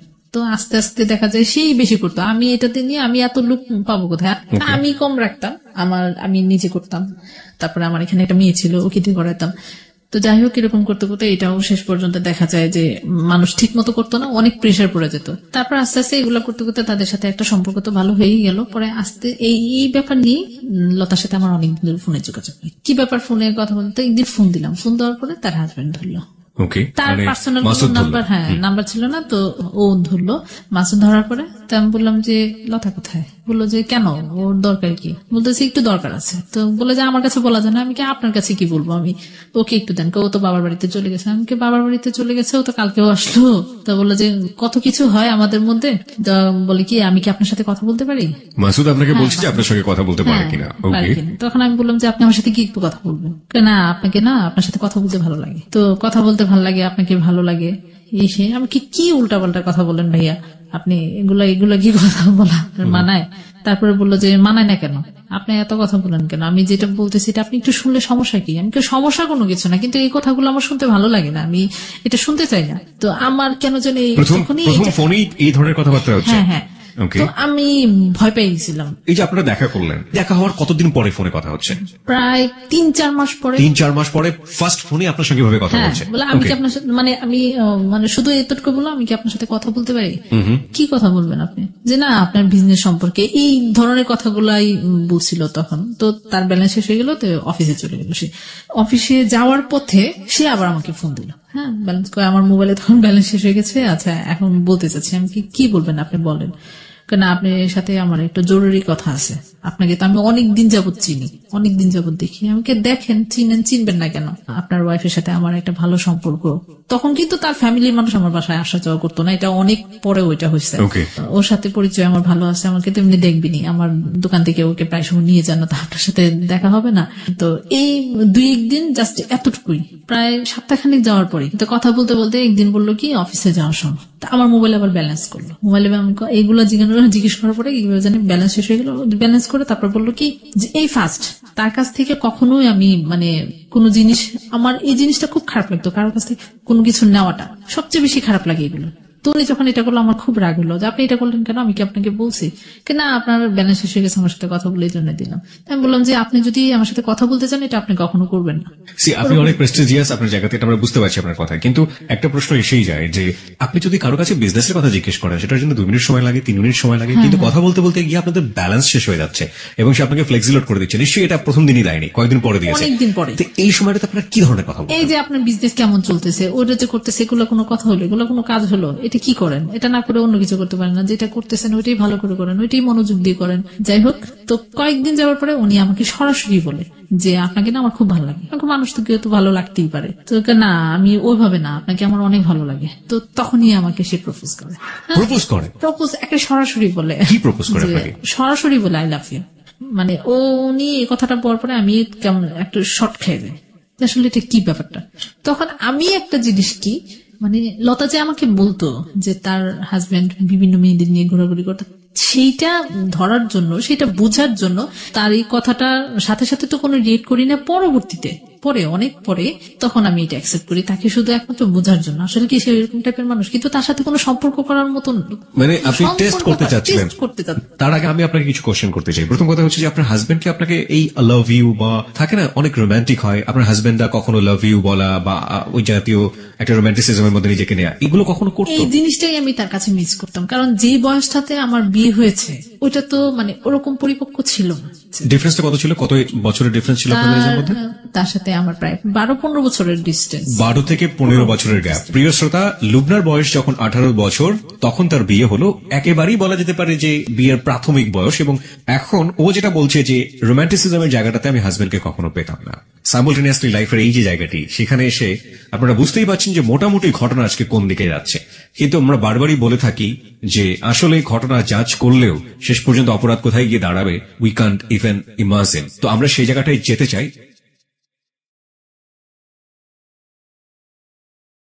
ছোট্ট একটা বিরতি নিচ্ছি আমরা, ঠিক 12:06 আমরা আবারও ফিরে আসবো। বিরতির ঘন্টা যেহেতু বেরিয়ে গিয়েছে, আমরা ফিরে এসে লুবনার জীবনের যে অপরাধ এবং ভুল, আমরা সেই ব্যাকগ্রাউন্ড আবিষ্কার করেছি, এবার অপরাধ এবং ভুলের মুখোমুখি হব। ওকে লুবনা, ফিরছি আপনার কাছে। আপনি যে জায়গাটিতে ছিলেন যে আপনি এক ধরনের টেস্ট করতে চাইলেন যে আসলেই লতা সত্য বলেছিল কিনা, সেটার জন্য আপনি এগ্রি করে নিলেন যে okay I love you too, right? তারপর অনেকদিন পরে হয়েছিল, যাই হোক আমার কাছ থেকে এটা অনেকদিন পরে ফিডব্যাক করি। জি। তো এভাবেই আমাদের দিন চলতে থাকে, কথা বলতে থাকি, ছেলে মেয়েদের নিয়ে কথা হয়। আর ও তখন বেশি বেশি লতাকে আমার দোকানে মানে পাঠাতো, মানে আসলেই সে নিয়ে যেতে পারবে, নিয়ে যাওয়ার ছিল আমাকে দেখে যেতে পারবে। হ্যাঁ, তো আমাকে অনেক প্রপোজ করতো মানে বাইরে যাওয়ার জন্য, চলো বেড়ায় আসি, ঘুরে আসি। সে আবার লতার কাছ থেকে আমার ফ্যামিলি ব্যাকগ্রাউন্ডটা জানলো যে আমার হাজবেন্ড কিরকম এই সে। তো আমি যেহেতু ওর কাছে সবকিছু বলতাম, তো ও যখন ওদের স্বাভাবিক সে এত কষ্টে থাকে, সে এরকম করে, এটা স্বাভাবিক আমাদের। হ্যাঁ, জেনে গিয়েছিল। জেনে যাওয়ার পরে এক তো আমাকে তার ভালো লাগে, তারপরে আবার সেই জিনিসগুলো জানতে পারলো, তো এর মধ্যে সে আমার প্রতি আরো বেশি দুর্বল হয়ে গেল। তো সে আমাকে বলার পরে অনেকদিন পরে আমি তাকে টেস্ট করানোর জন্য, তো আস্তে আস্তে তার সাথে কথা বলতে বলতে আমিও একসময় বললাম। তো ও আসতো, দেখতাম, মানে আমি প্রথম আগে তো যেতাম যে বান্ধবীর হাজবেন্ড, সালাম দিতাম, কথা বলতাম। তো ও আসলে সালাম দিত, কথা বলতে কি ব্যাপার, মানে তখন সেই থাকতো সাথে, তো ভালোভাবেই কথা বলতাম। পরবর্তীতে যখন আমি এটা বলার পরে আমার ভয় লাগতো তার সামনে যেতে, মানে কেমন আনইজি ফিল করতাম, মানে খুব লজ্জাও লাগতো যে যাওয়াটা। যাই হোক, তো এইভাবে করতে করতে তো একদিন ফোনে বললাম যে কি ব্যাপার, আমি তো ওকে আনতে যাই, এটা তো তোমাকে দেখার জন্য। আমি বললাম যে দেখার জন্য, দেখা তো হবেই, দেখতেছেন না? আমিও তখন আপনি করে বলতাম দেখতেছেন না। যাই হোক, এভাবে করতে করতে আমাদের কথা বলতে বলতে অনেক সময় কেটে যায়, প্রায় 1 বছরের মতো। শুধু কথাই বলেছেন? হ্যাঁ, কথা। আচ্ছা, এই কথাগুলো বলতেন কখন? রাতের বেলাতে বলার সুযোগ ছিল না কারণ হাজবেন্ড ছিল পাশে? যখন দোকানে থাকতাম, দোকানের সময়টাতে বলতেন? অফিসে থাকতো ওকে, তখন ফোন করতাম। দিনের বেলাতে? হ্যাঁ, দিনের বেলাতে। ওকে, আবার লতা সেই সময় কাজ করতেন, বাসায় যেতেন? হ্যাঁ, বান্ধবী? মানে হ্যাঁ, 1 বছরের মধ্যে তাদের ফ্যামিলি ভাবে সম্পর্কটা এমন ভাবে হয়েছে, মানে নিজেদের রক্তের সম্পর্ক মনে হয় নিজেদের আত্মীয়তার মধ্যে। এর মধ্যে লতা আপনাকে কোনো সন্দেহ করে না? না, সে কখনোই আমাকে কোনো ব্যাপারে মানে সন্দেহ করতো না। এই যে একসাথে কথা বলতেছি, অনেক সময় দেখা যায় না যে ভালোবাসি আমরা একজন আরেকজনকে, এই যে কথা বলতেছি অনেক সময় সে আমাকে একটা মানে আদরের ভঙ্গিতে একটা কথা বললো, কি গো তুমি কি, মানে একটু আদরের ভঙ্গিতে কথা বললো, তো তখন লতা নাই। ও তো মানে বিশ্বাস করে বিলিভ করে, ওই যে আমরা ড্রয়িং রুমে বসে আছি টিভি দেখতেছি, যখন তাদের বাসায় গেলাম, বাসায় যাওয়া আসা শুরু হলো, ও যখন চলে যেত তখন ও এসে আমার হাতটা ধরতো বা কথা বলতো, এরকম মানে কথা বলতাম একজনের, মানে ওরকম ভাবেই কথা বলতো। মানে লতা পাশের রুমে থাকা অবস্থায় কাজটা হতো? হ্যাঁ, তো ওরকম ভাবে কোনো ওরকম খারাপ কোনো কথা ওর তখন আমাদের মধ্যে হতো না, ওরকম ভাবে ইয়ে করতো না। আপনি যেটা বলছিলেন যে আপনি প্রথমে টেস্ট করার জন্য আপনি এগ্রি করে ফেললেন যে ঠিক আছে আমিও লাভ করি, কিন্তু 1 বছরের সম্পর্কের কথা বলছেন আপনি, 1 বছরের মানে আপনি প্রেমে পড়ে গেছেন? টার্গেটটা ওরকমই, তখনও কিন্তু ওরকমই ছিল। 1 বছর ধরে এরকম? হ্যাঁ, আমার টার্গেটটা আসলে আমি ওরকম ভাবে একটু স্ট্রংলি, মোটামুটি মানে একটু স্ট্রং ছিলাম। আর আরেকটা ব্যাপার হচ্ছে কি, যেহেতু আমি মেরিড পার্সন, আমার বাচ্চা আছে, হাজবেন্ড আছে, এগুলো নিয়ে কথা সবসময় এই মাথায় থাকতো, এটা যে আমি একটু কনফিউশন থেকে আমাদের শ্রোতাদেরকে দূরে নিয়ে আসতে চাই। প্রত্যেকটা সম্পর্কের একটা গোল থাকে। আপনারা দুজন যখন কথাবার্তা বলতেন পরস্পরের প্রতি, আপনাদের সম্পর্কের লক্ষ্যটা কি ছিল? মানুষ টেস্ট করে আপনার লাভটা কি হবে? একটা যেটা যে তার ওয়াইফ তো তাকে আপনার চেয়ে অনেক ভালো জানে, সেটা আপনার বিলিভ টেস্ট করার কোনো দরকারও নাই। ইনফ্যাক্ট এই জিনিসটা আপনি করছেন, লাভটা কি হচ্ছে? আস্তে আস্তে দেখতে দেখতে তার অ্যাটিটিউড গুলা, তার কথাবার্তা গুলা, তার সে যে কাজ করতেছে, এগুলা দেখতে দেখতে আমার নিজের কাছেই মনে হয় যে আমি নিজে থেকেই তাকে টেস্ট করবো, কি আমি নিজেই তার প্রেমে পড়ে গেছি। ওকে, নিজে আপনি তার প্রেমে পড়ে গেলেন এবং সেটা বছর খানেকের মধ্যেই। হ্যাঁ। আচ্ছা, কিন্তু প্রেমে পড়ার আগে আপনি তো আপনার লিমিটেশন গুলো জানতেন, যে আপনার একটা সংসার আছে, আপনার হাজবেন্ড আছে, আপনার বাচ্চা আছে 2টো, এবং তারও তো সংসার আছে। দুজনেই আপনার সম্পর্কে খুব ভালো জানতেন, কিন্তু আপনারা কি চাইতেন? মানে কথা বলতে ভালো লাগতেছে, ভালোবাসতেছি, যা ভালো লাগছে আপনারা সেটা করে যাচ্ছেন। হ্যাঁ, সেটাই কথা বলতে যাচ্ছি, মানে করে যাচ্ছি, ঠিক আছে। হয়তো আমি আমার হাজবেন্ডকে নিয়ে কখনো বেড়াতে যেতে পারতাম, সে কোথাও মানে 6-7 বছর ঢাকা থেকেছে, কোথাও নিয়ে যায় না, ছেলে মেয়েদের নিয়ে চলো একটু বেড়াতে যায়, এই জিনিসগুলো তার মধ্যে ছিল না। ঠিক আছে, তো মাঝে মধ্যে যখন বলতো যে আজকে ফ্রি আছো, চলো একটু বেড়াতে যাই, ও বলতো। হ্যাঁ, তো আমিও। আচ্ছা, আপনিও কি কখনো জিজ্ঞেস করেছেন তুমি তোমার ওয়াইফ কিনে বেড়াতে নিয়ে যাও কিনা? আমার ভালো লাগে না। ও বলতো ভালো লাগে না। ভেরি ভেরি ইম্পর্টেন্ট পয়েন্ট প্রিয় শ্রোতা, সেটা হচ্ছে যে ওনার কিন্তু বেড়ানোর অভ্যাসটা মনের মধ্যে আছে, এবং সেটা আলটিমেটলি নিজের ওয়াইফের সাথে উনি প্র্যাকটিস করছেন না। কেন করছেন না সেটা অন্যরকম একটা ব্যাখ্যা থাকতে পারে। আচ্ছা, আপনার হাজবেন্ড যদি আপনাকে বেড়াতে নিয়ে যেত, বা আপনার হাজবেন্ড যদি আপনাকে ওই যে খুব রোমান্টিক একটা মোমেন্টে বলতো আমি তোমাকে অনেক ভালোবাসি, তাহলে কি এই মানুষটার আপনার জীবনে কোনো প্রয়োজন থাকতো? কোনো ঘটনাই ঘটতো না তখন, কোনো ঘটনাই ঘটতো না। ওরকম একটা প্রত্যেকটা মেয়ের জীবনে যেরকম চায়, হয়তো সম্পূর্ণ না, কিছুটা হলো। আর সবচেয়ে বড় কথা হলো কি, আমাদের যুগে মেয়েরা আমরা চাই যেটা, যে আমার হাজবেন্ডের টাকা পয়সা থাকবে, মানে ওরকম যেটা আমি চলতে পারি, কারো কাছে যেন হাত পাততে না হয়, ফ্যামিলির কাছে এরকম হাত পাতি কিন্তু কোনো মেয়েই চায় না, যে বিয়ের পর আবার ফ্যামিলির কাছে হাত পাতা। তো এগুলাই কিন্তু আমাকে তার কাছ থেকে অনেক দূরে চলে নিয়ে। ওকে, তারপর কি হলো? বেড়াতে নিয়ে যেতে চান? তারপর বেড়াতে যেতাম, যেতেন আপনারা বেড়াতে? কিভাবে ম্যানেজ করতেন? আমি ওই যে তখন আমার হাজবেন্ড থাকতো না, কাজে বলতো যে আমি ব্যবসার কাজে, হয়তো দেশের বাড়িতে থাকতো বেশিরভাগ সময়, যেত। আবার আরেকটা জিনিস কি, আমি তাকে আসলে জিজ্ঞেসও করতাম না তখন, মানে যখন তার সাথে আমি সম্পর্ক জড়াই যে, তখন তার প্রতি আমার এতটা কেয়ার, আর কোনো কিছুই ইয়ে লাগতো না, কি করতেছো না করতেছো, কি হইতেছে না হইতেছে। তারপরে তো সে তার একটা সন্দেহ ঢুকে গেলে কি ব্যাপার, সে এখন আগের মতো এরকম না, বাসায় এত হইচই করি না, কোনো কথা নাই, আমি আমার মতো চলতেছি, এটাই তার আরো বেশি ইয়ে লাগলো। তখন আস্তে আস্তে খালি উল্টাপাল্টা কথা বলা শুরু করলো। এই যে মার্কেটে যাচ্ছি, মানে বিজনেসের কাজের জন্য মার্কেটে যাচ্ছি, এই মানে খুব বাজে বাজে কথা। আপনার হাজবেন্ড, আপনারা যেভাবে শুরু করলেন নতুন একটা জীবন বা নতুন একটা থিঙ্কিং, এখানে আমরা একটু ক্লিয়ার হতে চাই। লাইক আপনি ওর সাথে ঘুরতে যাচ্ছেন, সো ডেঞ্জার, খুবই বিপজ্জনক ব্যাপারটা, তাই না? কোথায় ঘুরতে যেতেন, কিভাবে ঘুরতেন? আমাদের ফার্স্টলি যাওয়া হলো মিরপুর বেড়িবাঁধে। মিরপুর বেড়িবাঁধে, ওকে, মানে খুব সুন্দর একটা লোকেশন। আমি মানে আমার জীবনে কোথাও ঘুরতে যাওয়া মানে এই ফার্স্ট। আমার হাজবেন্ডের সাথে একবার গিয়েছিলাম সিলেটে। ওর কি কোনো বাইক ছিল? হ্যাঁ, ওর বাইকে করে আপনি গেলেন বেড়িবাঁধে। ওর ওয়াইফ তখন কোথায় থাকতো? তার ওয়াইফ বাসায় থাকতো এবং ওয়াইফ জানতো যে ও অফিসে গেছে বা অন্য কোথাও গেছে। আপনার হাজবেন্ড জানতো যে আপনি আপনার বিজনেস নিয়ে ব্যস্ত আছি। সে ম্যাক্সিমাম সময় তখন সে ঢাকা থাকতো না যখন আমি যেতাম। হ্যাঁ, তখন আমার বাচ্চাদের অনেক সময় করতাম কি, ওর বাসায় বাচ্চাদের, আমার বান্ধবীর বাসায় বাচ্চারা, বান্ধবী বাচ্চা টেক কেয়ার করো, আমরা দুজন ডেটিং করে আসি। তো এরকম বেশি দিন হয় নাই, একবার হয়েছে এরকম। এটা আজকে শুনলে সে প্রচন্ড কষ্ট পাবে আমি জানি। তারপর তার সাথে ঘুরতে যেতাম, ভালো লাগতো, কথা বলতাম, ভালো লাগতো। এভাবেই করতে করতে আমাদের দিন, অনেক দিন পার হয়ে যায়। তো এর মধ্যে হলো কি, আমি অসুস্থ হয়ে যাই, আমার জন্ডিস হয়েছিল। একবার হয়েছে ওর সাথে সম্পর্ক না হওয়ার আগে, আমি ফার্স্টলি যখন ঢাকায় আসি তখন, আর তারপরে হয়েছে তার সাথে রিলেশন হওয়ার পরে, অনেক পরে হয় এটা। একবারে অনেক কিছু ঘটনার মানে তার সাথে সম্পর্ক, রিলেশন, অনেক মানে ফিজিক্যালি রিলেশনও তার সাথে মারা হয়ে যায় সময়টাতে। হয়ে যায়। সেটা করেছে, আমাকে একদিন বললো যে চলো আজকে ইয়েতে যাবো, এয়ারপোর্টে, এয়ারপোর্টের দিকে, ওখানে। তো আমি বললাম যে ওখানে কি, ওখানে সুন্দর লোকেশন আছে, তোমার অনেক ভালো লাগবে। তো আমি তো তাকে প্রচন্ড বিলিভ করি, প্রচন্ড ভালোবাসি। তো ওখানে গেলাম, যাওয়ার পরে প্রচন্ড বৃষ্টি, অনেক বৃষ্টি। তো অনেক বৃষ্টি, বৃষ্টির মধ্যে কোথায় যাব, মানে ভিজে দুজন একবারে কাক হয়ে গেছে, মানে এত বৃষ্টি। তো বললো কি যে এখানে ভালো হোটেল আছে, চলো আমরা একটু রেস্ট নিই। হ্যাঁ, রেস্ট। তো দুজনের সম্মতিতে, আমাদেরও মানে খুব এমনিতে তো সম্পর্ক খুব গভীর। তারপরও মানে যে এখন মনে হচ্ছিল, তখনকার মনে হচ্ছিল যে একবার মানে কোনো ইয়েই নেই, মানে তারও কোনো সংসার নেই, আমারও কোনো সংসার, আমরা দুজন দুজনকে মানে দুজনের জন্য, হ্যাঁ এইরকমই একটা মনে হচ্ছিল।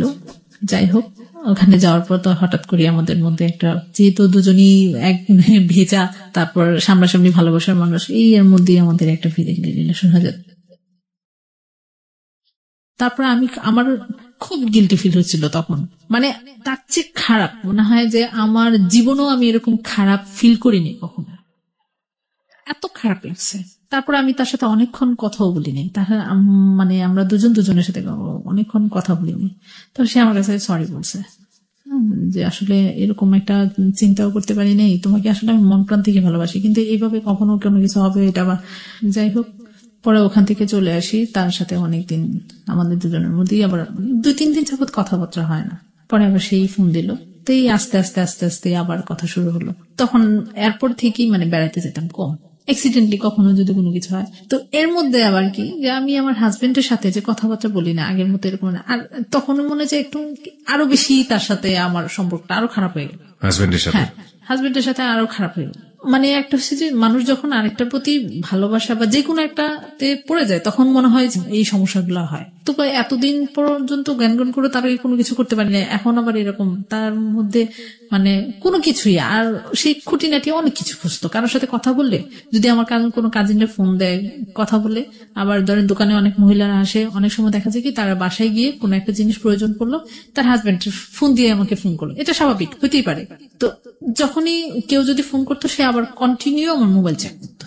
হাজবেন্ড আপনাকে সন্দেহ করা শুরু করলো। হ্যাঁ, যখন আমার ফোন ইউজ করলাম, ফোন নিলাম আমি, তখন থেকে তার এই জিনিসটা মানে খুব ইয়ে হয়েছে, যে সন্দেহ করতে, যে মানে তখন তুই তো খাড়ির মধ্যে চলে যা, তুই কোথায় গেছিলি, ওই যে এখানে গেছিস, ওই যে মার্কেটে যাস। অনেক সময় দেখা যায় যে সে থাকে না, আমাকে মার্কেটে যেতে হয় একাই, কোনো কিছু প্রয়োজন পড়লো, গিয়ে পুরুষ মানুষের সাথে গেছলে এই করতে, বাজে বাজে কথা বলতো, ঝগড়াঝাটি হতো, হ্যাঁ গায়ে হাত তুলতো, গায়ে হাত দিত। কি সেই কন্টিনিউ তার একটা অভ্যাস ছিল কি, একটা থাপ্পড় দেবে, মানে থাপ্পড়টাতে লাগতো অনেক, মানে এমন ভাবে গায়েগুলো হাত দিত, কিন্তু এগুলা কারোর দেখানোর মতো না, বোঝানোর মতো না, কিন্তু আমি খুব মানে ব্যথা পেতাম, বলতাম যে অনেক সময় কান্নাও করতাম। আমি কি এইভাবে মানুষকে বাচ্চাদের সামনে কখনো এরকম করেছে? হ্যাঁ, বাচ্চাদের সামনে, নিজের বাচ্চাদের সামনে কিভাবে কথা বলতে হয় সেটাই সে জানে না। এই যে ব্যাপারটা, যেটা আপনাদের মধ্যে সম্পর্ক ধীরে ধীরে ধীরে ধীরে হাতাহাতির পর্যায়ে চলে আসছে, এই সময়টাতে তো মাসুদ আপনার জীবনে একেবারে ওতপ্রোতভাবে জড়িয়ে গেছে। আমি যদি আপনাকে ফ্র্যাঙ্কলি আপনার কাছ থেকে জানতে চাই, আপনার জীবনে লাভ কি এটাই, মানে লাভ, ফার্স্ট লাভ বলতে কি এই মাসুদই ছিল? এর আগে আপনি কোন ছেলের সাথে প্রেমে পড়েননি? সুযোগই হয় নাই। একটা মেয়ে একটা ছেলেকে লাভ করছে যখন তার বেবি হয়ে গেছে, যখন তার সংসার হয়ে গেছে, তার আগে সুযোগ হয়নি কিংবা মন থেকে ফিলই করেনি। তার জীবনে ফার্স্ট লাভ। চিন্তা করে দেখুন, যারা এখানে শুনছেন, যারা অনেকে ম্যাচিউর, তারা জানেন যে জীবনের প্রথম লাভের প্রতি, ভালোবাসার প্রতি এফেকশনটা কতটা তীব্র হয়। আর এখানে এফেকশন প্লাস কত ধরনের অপরাধ, ভুল এবং একই সাথে কনফিউশন, অনিশ্চয়তা, কত কি যুক্ত হয়েছে এটার সাথে। হ্যাঁ, তারপর কি হলো? তারপর আস্তে আস্তে সে, তাকে যখন জানাতাম, সে এই যখনই আসতো, কি করতো না করতো আমার কাছ থেকে আবার জানতো। জানলে সে এখানে অনেক কথা বলতো, কি করতেছো তুমি, থাক কোনো কথা বলো না, আমাকে বোঝানোর চেষ্টা করতো। মানে হাজবেন্ডের ব্যাপারগুলো আপনি মাসুদের কাছে বলতেন? ওকে, আর তার সাথে সম্পর্ক হওয়ার পরে এমন কোনো কথা নাই যে সে জানে না আমার, মানে সবকিছু। আমি আরেকটা ব্যাপার কি, তাকে ভালোবেসেছি এমন ভাবে আমি কোনো কিছু তার কাছে গোপন করতে পারতাম না, কোনো কথা বলে যে না বলে থাকতেও পারতাম না। একটা জিনিস যেটা বলার দরকার ঠিক বলা, মানে ওইটাও মানে শেয়ার করতাম, বলতাম, সেও বলতো, এরকম। মানে সেও মনে হয় যে বাসায় বেশি তার কথা এমন কথা আমি জানি, তার ওয়াইফ মনে আজ পর্যন্ত জানেন। মানে আমি যেরকম ভাবে চেয়েছিলাম আমার একটা লাইফ পার্টনার, সেও মনে হয় এরকম ভাবে এটা চেয়েছে, সে সবসময় বলতো। ওকে, তার ওয়াইফ কি তার লাভ ম্যারেজ ছিল? তার ওয়াইফের সাথে তার লাভ ম্যারেজ ছিল।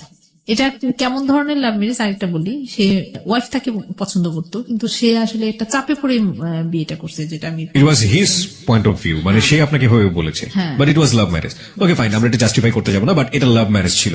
ওকে, নেসেসিটি নোজ নো ল, প্রয়োজন কোনো আইন মানে না, নিয়ম মানে না, ঠিক জানি না, তবে সেই প্রয়োজনটা যদি নন এথিক্যাল হয়, সেই প্রয়োজনটা যদি অন্যায় হয়, সেই প্রয়োজনটা যদি এমন হয় যে কারো কাছে সেটা নিজেকে গিল্টি, দোষী এবং অপরাধী করে দেবে নিজের বিবেকের কাছে, তবে সেই প্রয়োজনের কাছ থেকে দূরে থাকাটাও কিন্তু অনেক বড় একটা প্রয়োজন। হ্যাঁ, তারপর কি হলো? তারপর সবসময় শেয়ার করতাম নিজেদের সব পার্সোনাল ব্যাপারগুলি আমার, তো আমাকে সবসময় সান্ত্বনা দিত, বোঝাতো। আরেকটা ব্যাপার কি, যে ও আমাকে আসলে পরে লাইফ পার্টনারের মতোই সে আমাকে দেখা শুরু করে, যে আমি বিয়ে করবো তোমাকে, তুমি যদি তাকে ছেড়ে আসতে পারো আমি তোমাকে বিয়ে করবো, আমি তোমার সব দায়িত্ব নেবো। আমি বললাম যে এটা কখনোই সম্ভব না, তোমার সাথে তোমাকে আমি ভালোবাসি সেটা ঠিক আছে, কিন্তু মানে এক পর্যায়ে দুজন এক ধরনের ডিসিশনই নিলাম, কিন্তু তার মধ্যে আমার বান্ধবীর একটা বেবি হলো, ফার্স্ট বেবি প্রায় 3 থেকে 4 বছর পরে, তার বিয়ের 3 থেকে 4 বছর পরে বেবি হলো। হ্যাঁ, কনসেপ্ট করে তারপরে মানে আমার সাথে সম্পর্ক পরেই, তাদের অনেক পরেই তার মাসুদ বাবা হলো, হ্যাঁ, লতা মা হলো। ওকে, তো ওর এই সম্পূর্ণ জিনিস আমার উপর দিয়ে গেল। মানে আমি তাকে, তখন তো লতা আমাকে প্রচন্ড বিলিভ করতো, মনে হয় যে তার ফ্যামিলির মানুষ, তার শ্বশুর বাড়ির মানুষ একদিকে, আমি একদিকে, যে কোনো জিনিসে ওকে ডাকো, ওকে আনো, মানে তার প্রতিও যেন আমার একটা অন্যরকম মায়া ছিল লতার প্রতি। হ্যাঁ, লতার প্রতি। ওকে, তো ওই সবকিছু হসপিটালে নিয়ে এডমিশন করালাম, ওখানে তাকে দিয়ে আসা, কিন্তু রাতে কখনো থাকে না, এমনি আসা যাওয়া, 2-3 বার যাই তাকে দেখে আসতাম, এটা স্বাভাবিক, যেহেতু একটা সম্পর্ক ভালো, সেই আমাকে নিয়ে যেত। হ্যাঁ, নিয়ে যেত। অনেক সময় বলতো যে আজকে কি যাবা, তো বলছে হ্যাঁ, ওর একটু দেখে আসি, ঠিক আছে তুমি আসো থেকে আমি নিয়ে যাবো। এক তো তার সাথে ঘোরা, আর মানে ঘোরা কি ওই পর্যন্তই, তো প্রায় সময় ও আমাকে নিয়ে যেত। তারপরে কন্টিনিউ তো তাদের সাথে আসা যাওয়া, বাসায় আসা যাওয়া, আমাদের বাসায় আসতো, তাদের এখানেও যেতাম, এরকম করতে করতে অনেক সময় এর মধ্যে যে একটা কথা বলো না, রত বেচা হলো, কলাও দেখা হলো, মানে ভালোবাসার সম্পর্কটা এরকম ছিল যে ওই যে আমিও তখন বলে যে ওইখানে গেলে হয়তো দেখতে পাবো, মানে সে আছে বাসায়, কোথায় আছে, বাসায় আছি, আসবো বাসায়, আচ্ছা আজকে চলে আসো। ওই বিকালের দিকে আবার আমার এক ননদ আসে বেড়াতে। আপনারা যে ফ্রিকুয়েন্টলি কথা বলছেন, এটা কি লতা জানতে পারে ওই সময়টাতে? ও তার সামনে আবার অনেক সময় কথা বলতাম, মানে লতার সামনে।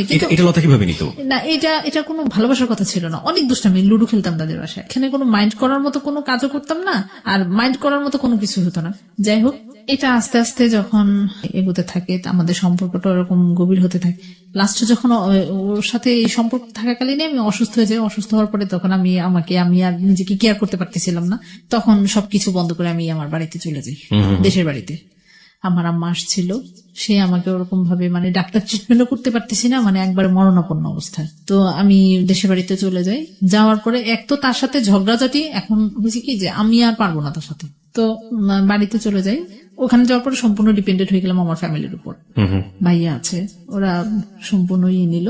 তো ওখান থেকে সুস্থ হওয়ার পরে আমি আর আসতে চাইলাম না, আমি আর মানে ব্যাক করতে চাচ্ছি না আমার হাজবেন্ডের কাছে, যে আমার আর ভালো লাগে না এই জীবন। বললাম যে তুমি যদি কোনো কিছু না করো তাহলে আমি এক ছাদে নিজে তোমার সাথে থাকা সম্ভব না।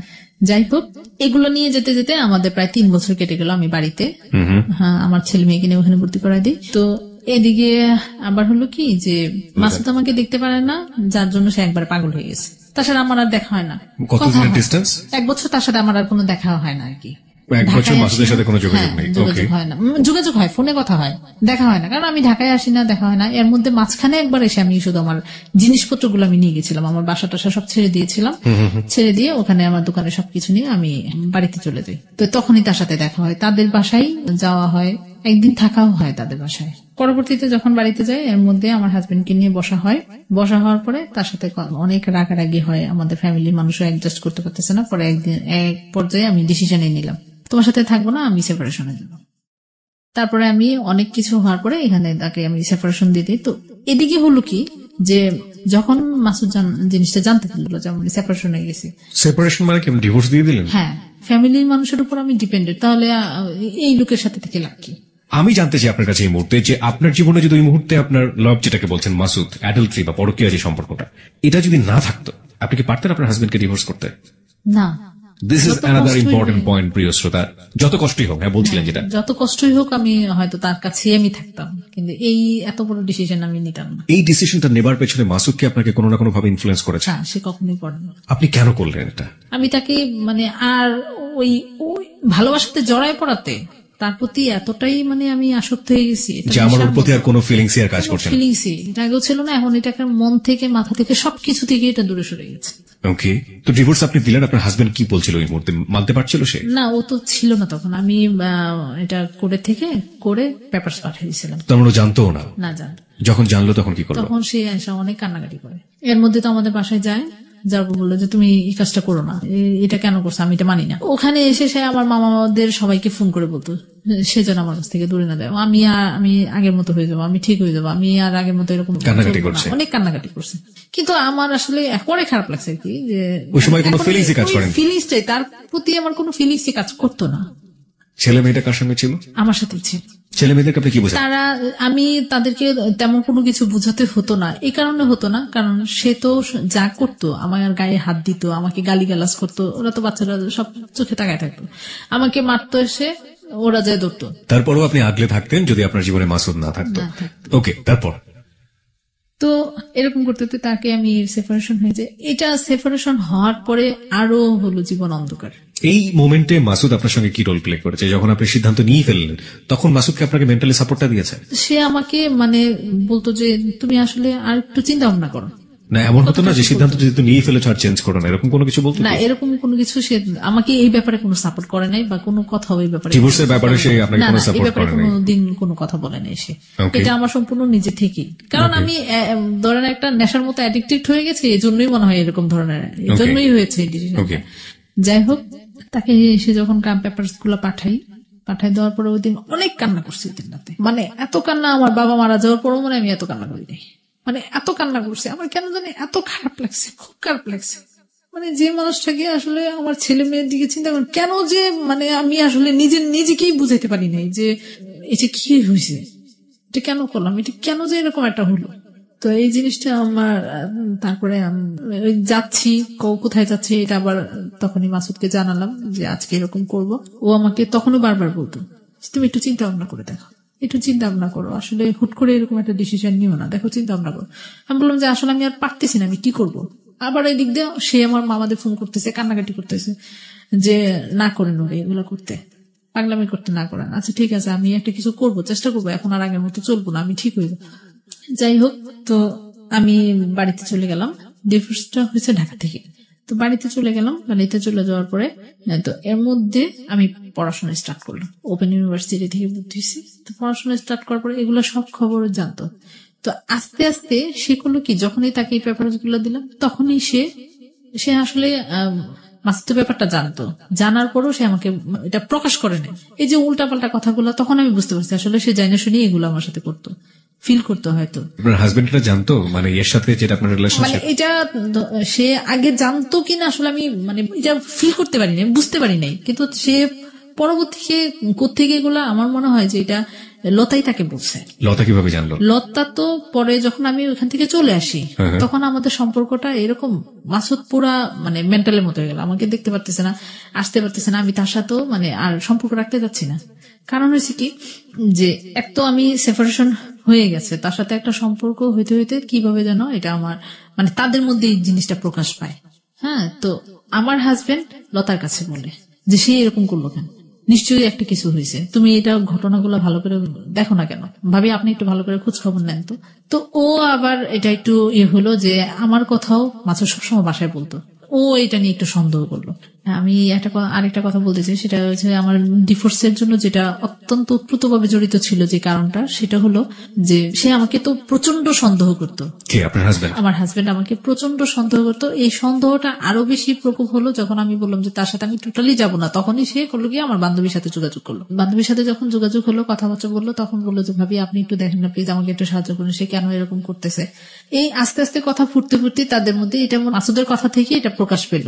মানে মাসুদি সবসময় আমার কথা বলে, আমার প্রশংসা করে, হ্যাঁ লতার সামনে আমার প্রশংসা করে, আমার কথা বলে, এই করতে করতে মানে আর এদিক দিয়ে আমার সংসারের মধ্যে আমি পুরো সেপারেশন হয়ে যাচ্ছে। তার মানে ওদের অ্যাটিটিউডের মধ্যে আপনাদের দুজনের অ্যাটিটিউডই বুঝিয়ে দিয়েছে যে দুজনের ভিতরে এক ধরনের অন্যরকম সম্পর্ক আছে, এবং যেটার দ্বারা আপনার হাজবেন্ড আপনাকে রীতিমতো সন্দেহ করা শুরু করলো। এদিকে লতাও কি এই ধরনের কোনো কিছু করা শুরু করলো? এইটা তো মানে আবার তার হাজবেন্ডের সাথে শুরু করলো, ছাড়াছাড়ি হয়ে যেতেছে। কেন হইতেছে? সে যদি ভালো হতো সেটা করতো, সে নিশ্চয়ই কোনো একটা কিছু করছে। তোমাদের মধ্যে এমন কোন সম্পর্ক আছে যেটার জন্য তুমি বাধ্য করতে সেটা ছাড়ার জন্য? কে আমি করবো কিসের জন্য? ওর হাজবেন্ড কি ভালো নাকি? ও তো সবসময় এরকম জ্বালাইতো, হয়তো তার জন্য এরকম হয়েছে। আস্তে আস্তে কিভাবে মানে ওদের থেকেই কথাটা আসলে মানে ফ্লেশ হলো কেমন করে সেটা আমি বুঝতে পারিনি। তো আমি যেটা জানতে চাচ্ছি সেটা হচ্ছে যে সে সবকিছু জানতো, জানার পরেও আপনাকে রিকোয়েস্ট করতো যে আপনি তাকে ছেড়ে না যান, তাই তো? হ্যাঁ। This is a very important point প্রিয় শ্রোতা। একজন মানুষ সংসারের প্রতি মনোযোগী না, তারপরেও চাচ্ছে সংসারটা না ভাঙুক, কারণ তারপরেও চেয়েছে যে এই মানুষটাকে ধরে রাখতে। আপনার কাছে ফিরি আবারও, তারপর কি হলো? সেই কথাগুলো জানার পরে আমার ফ্যামিলিতে আস্তে আস্তে বলা শুরু করলো। আপনার হাজবেন্ড? হ্যাঁ, আমার হাজবেন্ড। তখন তোর হাজবেন্ড নেই, আছে কি? এইটা শোনানোর পরেই তাকে সেপারেশন করা, জানানোর পরে সেটা এটা জানলো আমার ভাবি, জানলো, তারপরে মামাদের বাড়িতে সবাই। আর এখানে আরেকটা কথা বলতে কি, আপনি তখন কিভাবে ব্যাকআপ দিতেন? আপনি নিজের পক্ষে কি বলতেন তখন? আপনাকে চার্জ করতো না কেউ আপনার ফ্যামিলিতে? আর আমাকে কেউ জিজ্ঞেস করতো না, কারণ আমার ভাইয়ের বউ, এটা হলো আমাদের রিলেটিভের মধ্যে হয়েছে, আমার ভাই বিয়ে করছে, আমার খালাতো বোন, ও আমার ছোট ছিল, যার জন্য আমাকে এসে কোনো কিছু জিজ্ঞেস করতো না, আপা এরকম নাকি হয়েছে, মানে এরকম কোনো কিছু বলতো না, কেউ কোনো কথা বলতো না। কিন্তু আমি নিজে নিজে খুব খারাপ লাগতে লাগলো যে সবার চোখে সবাই জানে জিনিসটা, আমার কাছে খুব খারাপ লাগতো। আরো রটছে যে সে মানে আমাদের দেশের বাড়িতে চলে গেছে। আমি যখন তার সাথে এইটা কথা রটার পরে তার সাথে টোটালি কথা বলা বন্ধ করে দিছি, মানে এই মাসুদের সাথে যোগাযোগ বন্ধ করে দিছি। যে না, আমি হয়তো একটা সম্পর্ক তখন থেকে আমার খারাপ লাগা শুরু করলো কি, যে আসলে মানে সবার আগে আসছে বান্ধবীর হাজবেন্ড, যার জন্য জিনিসটা মানে আমার মানে এত ভাবে আমার হার্টে যে লাগছে যা কল্পনার বাইরে। এখন যদি কোনো কিছু ঘটে তাহলে বলবো যে বান্ধবীর হাজবেন্ডের সাথে সম্পর্ক ছিল বিদায় তাকে ছাড়ছে। আর এমনিতেই তো এই কথাটা তো ভালো বলবে না কেউ, ভালো মেয়ে তো বলবেই না। যাই হোক, তো আমি চিন্তা করলাম কি যে এখন যদি আমি আসলে এটাতে যাই, এক তো এটা এত বড় একটা খারাপ হবে যা আমি আর মানতে পারতেছিলাম না। তো পরবর্তীতে তার সাথে আমি যোগাযোগ করা একবার টোটালি বন্ধ করে দিই। সে তো একবার পাগলের মতো হয়ে গেছে। ওর ওয়াইফকে বলতেছে যে তুমি একটু ফোন করে বলো, তুমি যদি ফোন করে বলো তাহলে সে আমার সাথে কথা বলবে, নাহলে কথা বলবে না। সে আমাকে ফোন করলো, বলে যে তুমি একটু ওর সাথে কথা বলো, তুমি জানো না তার অবস্থা এত, সে মানে কিরকম কষ্টে সে ছিল, যার জন্য তার ওয়াইফ আমাকে ফোন করে বললো যে তুমি তার সাথে একটু কথা বলো। তো এর আগে আমি কেন আরো তার প্রতি হলাম, তার ওয়াইফ আমাকে একবার ফোন করে বললো, আমার বান্ধবী আমাকে ফোন করে বললো কি যে তোমার কাছে আমি তার জীবন ভিক্ষা চাচ্ছি। Oh my God! হ্যাঁ, যে আসলে সে এতটা তোমার প্রতি উইক হয়ে গেছে, তোমাদের মধ্যে এরকম সম্পর্ক, তুমি তাকে ভুলে যাও, তাকে ছেড়ে দাও। তো তখন আমি তার সাথে আসলে এই কথাটা সে আমাকে বলার পর আমি তার কোনো কথাই বলতে পারিনি। আমার যে এত কান্না পাইছে, আমি তাকে বললাম যে তখন যে তুমি কোনো চিন্তা করো না।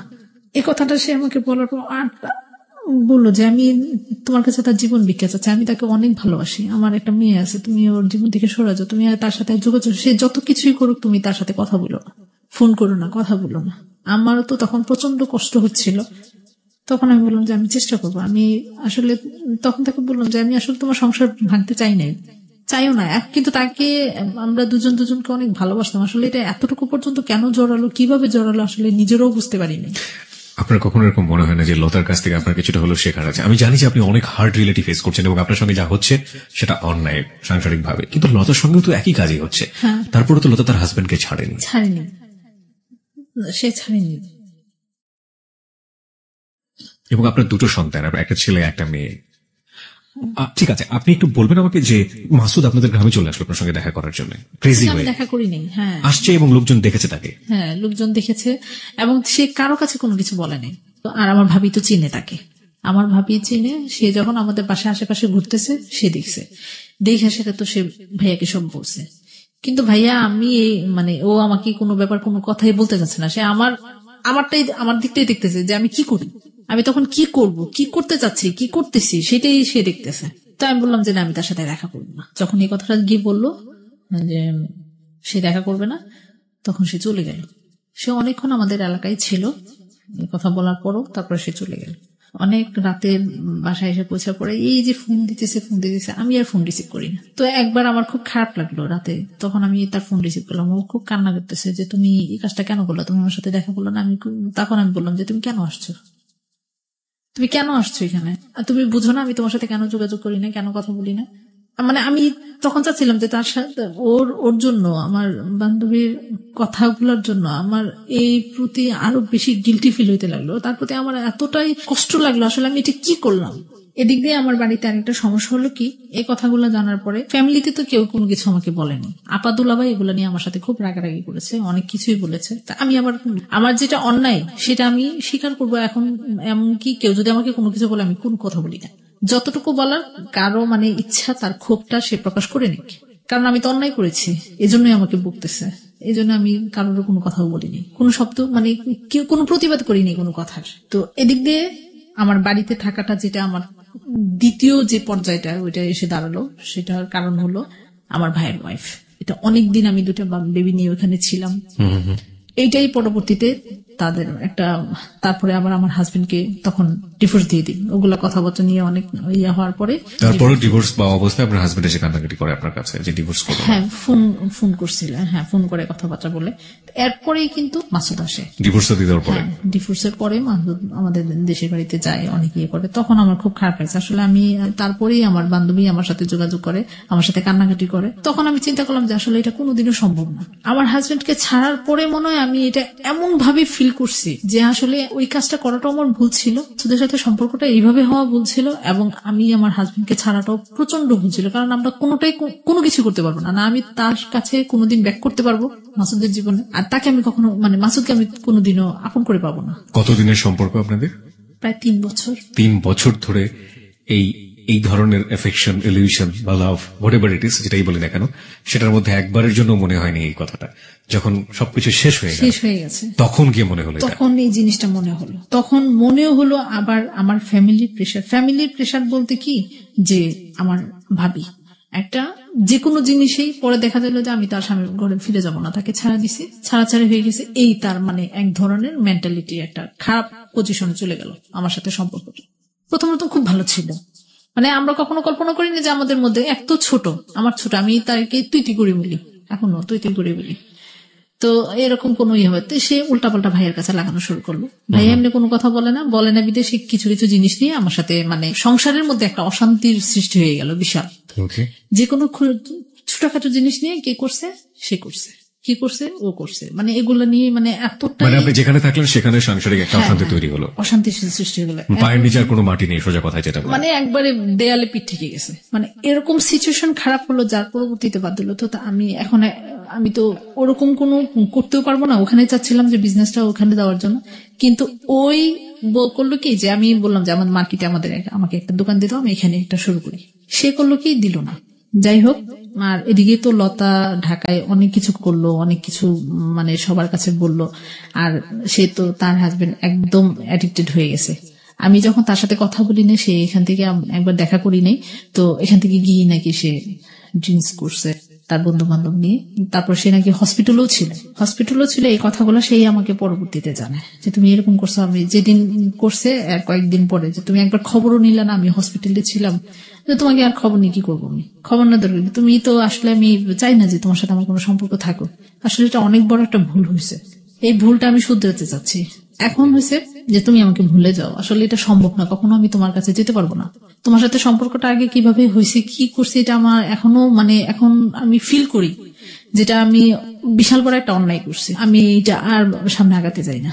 তারপরে সে করলো কি, তার একটা ফোনে তার সাথে কথা, এক অস্ট্রেলিয়ান একটা মেয়ে অস্ট্রেলিয়া থেকে আসে, কিভাবে তার সাথে কথা হয়েছে আমি তা জানি না। তো ওদের সাথে ওই ফ্যামিলিতে ওই লতা করলো কি, ওর সাথে বললো যে তুমি ওর সাথে বাইরে চলে যাও, তুমি যখন থাকতে পারবে না। তার আগে একটা কথা বলিনি, আমি ভুল হয়ে গেছে এখানে। সেটা হলো কি, যখন আমার ফ্যামিলিতে এই টর্চারিং গুলো, আমার মেন্টালি টর্চারিং গুলো হয়ে দাঁড়ালো, একদিন আমার ভাবি আমার সাথে রাগারাগি করে দৌড় দিয়ে এসে আমার গায়ে হাত দিল, আমার গায়ে হাত দেওয়ার পরে আমি তো এমনিতেই শেষ। তারপর মনে হয় যে আমি আরো মানে অস্তিত্বহীন হয়ে গেছি।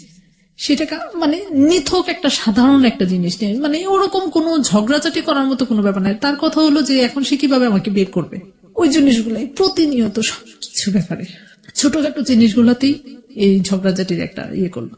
তারপর করলো কি একবার ও এই ঝগড়ার পরের দিনে আবার ওর ভাইকে ওর মাকে ঢাকা থেকে নামাইছে আমাকে মারার জন্য। ওর ভাই আমার বড় বোনকে হুমকি দিয়ে বলতেছে যে আমি যাচ্ছি আজকে ওরে মাইরা তারপরে ওরে বাড়ি থেকে বাইরে করবো। কেমনে থাকে ওই এলাকায় দেখুন, আমার বাড়িতে গিয়ে আমাকে এরকম হুমকি দেয়। আমার ভাইয়া খাটের বসে আছে, কোনো কিছুই বলে না।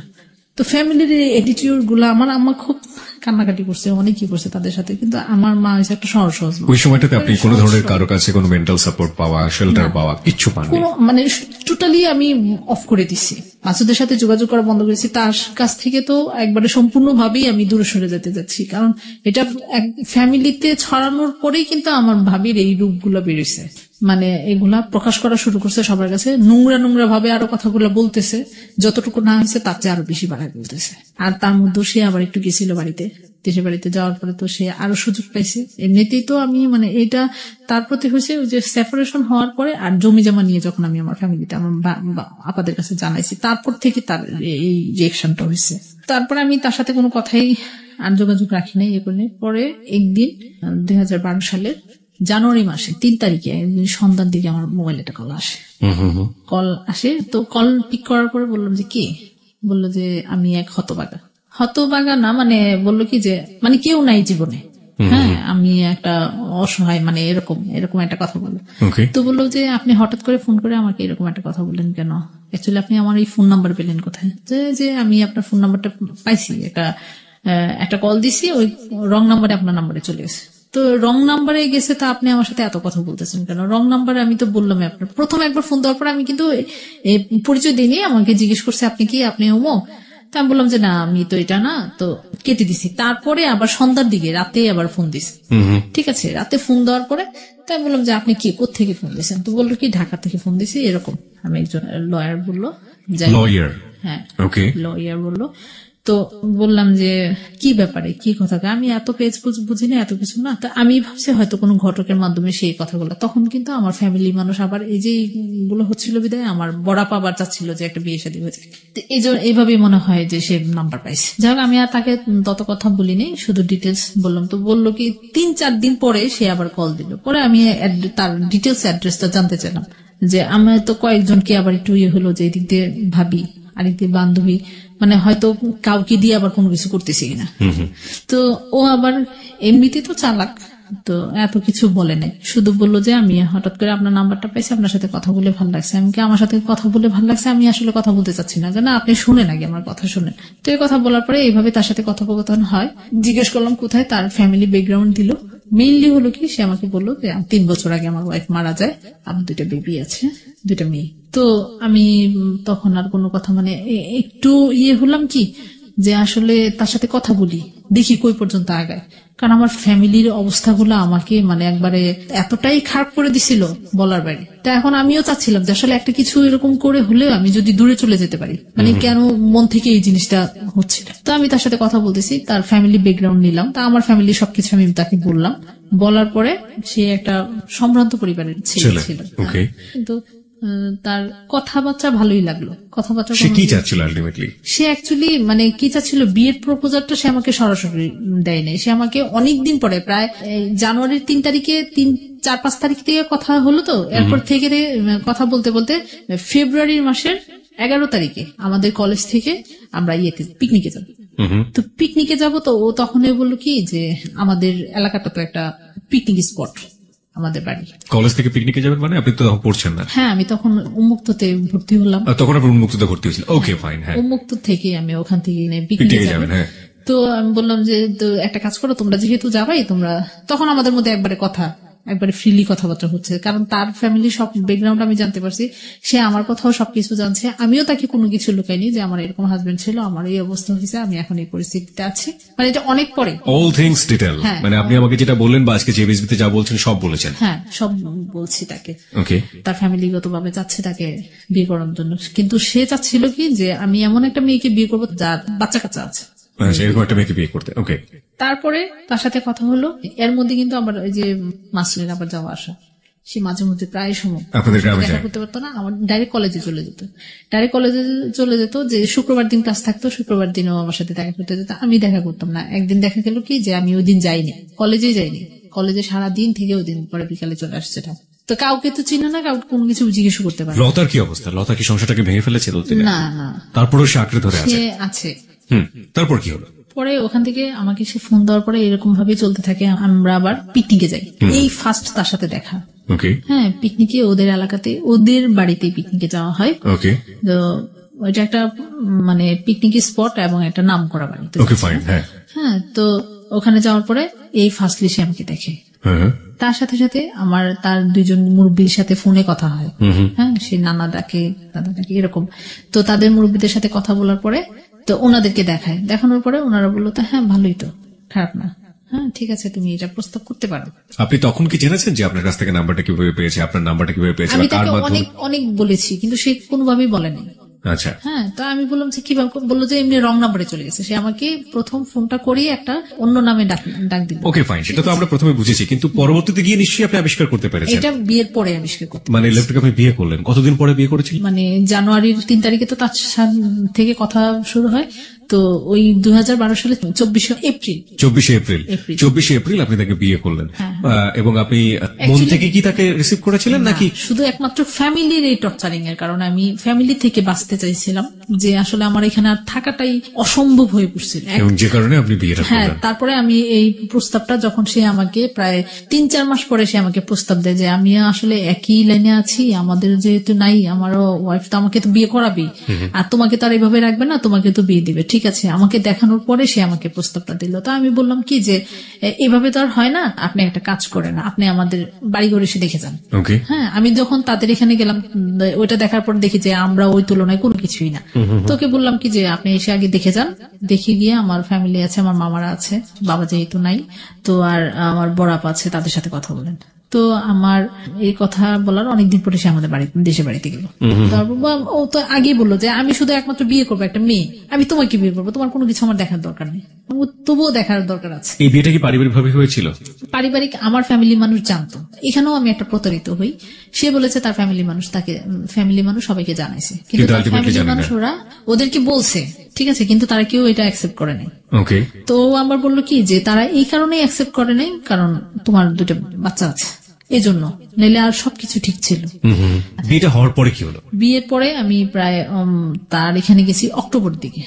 তো ওইখানে বাসায় দেখি যে বিভিন্ন ধরনের বিভিন্ন সমস্যা, ওখানে তো তারা মানবেই না, এই বিয়ে তারা অ্যাকসেপ্টই করে নাই, তো আনুষ্ঠানিক ভাবে কোনো কিছু হবে না। তখন সে আমাকে অনেক বুঝালো, ঠিক আছে বাদ দাও এগুলো, আমাদের তো এখন বয়স হয়ে গেছে, এত কিছু আর করার দরকার নেই, সংসার করবো এখন আমরা করবো, আমাদের ছেলে মেয়েরা মানুষ হবে, বড় হবে।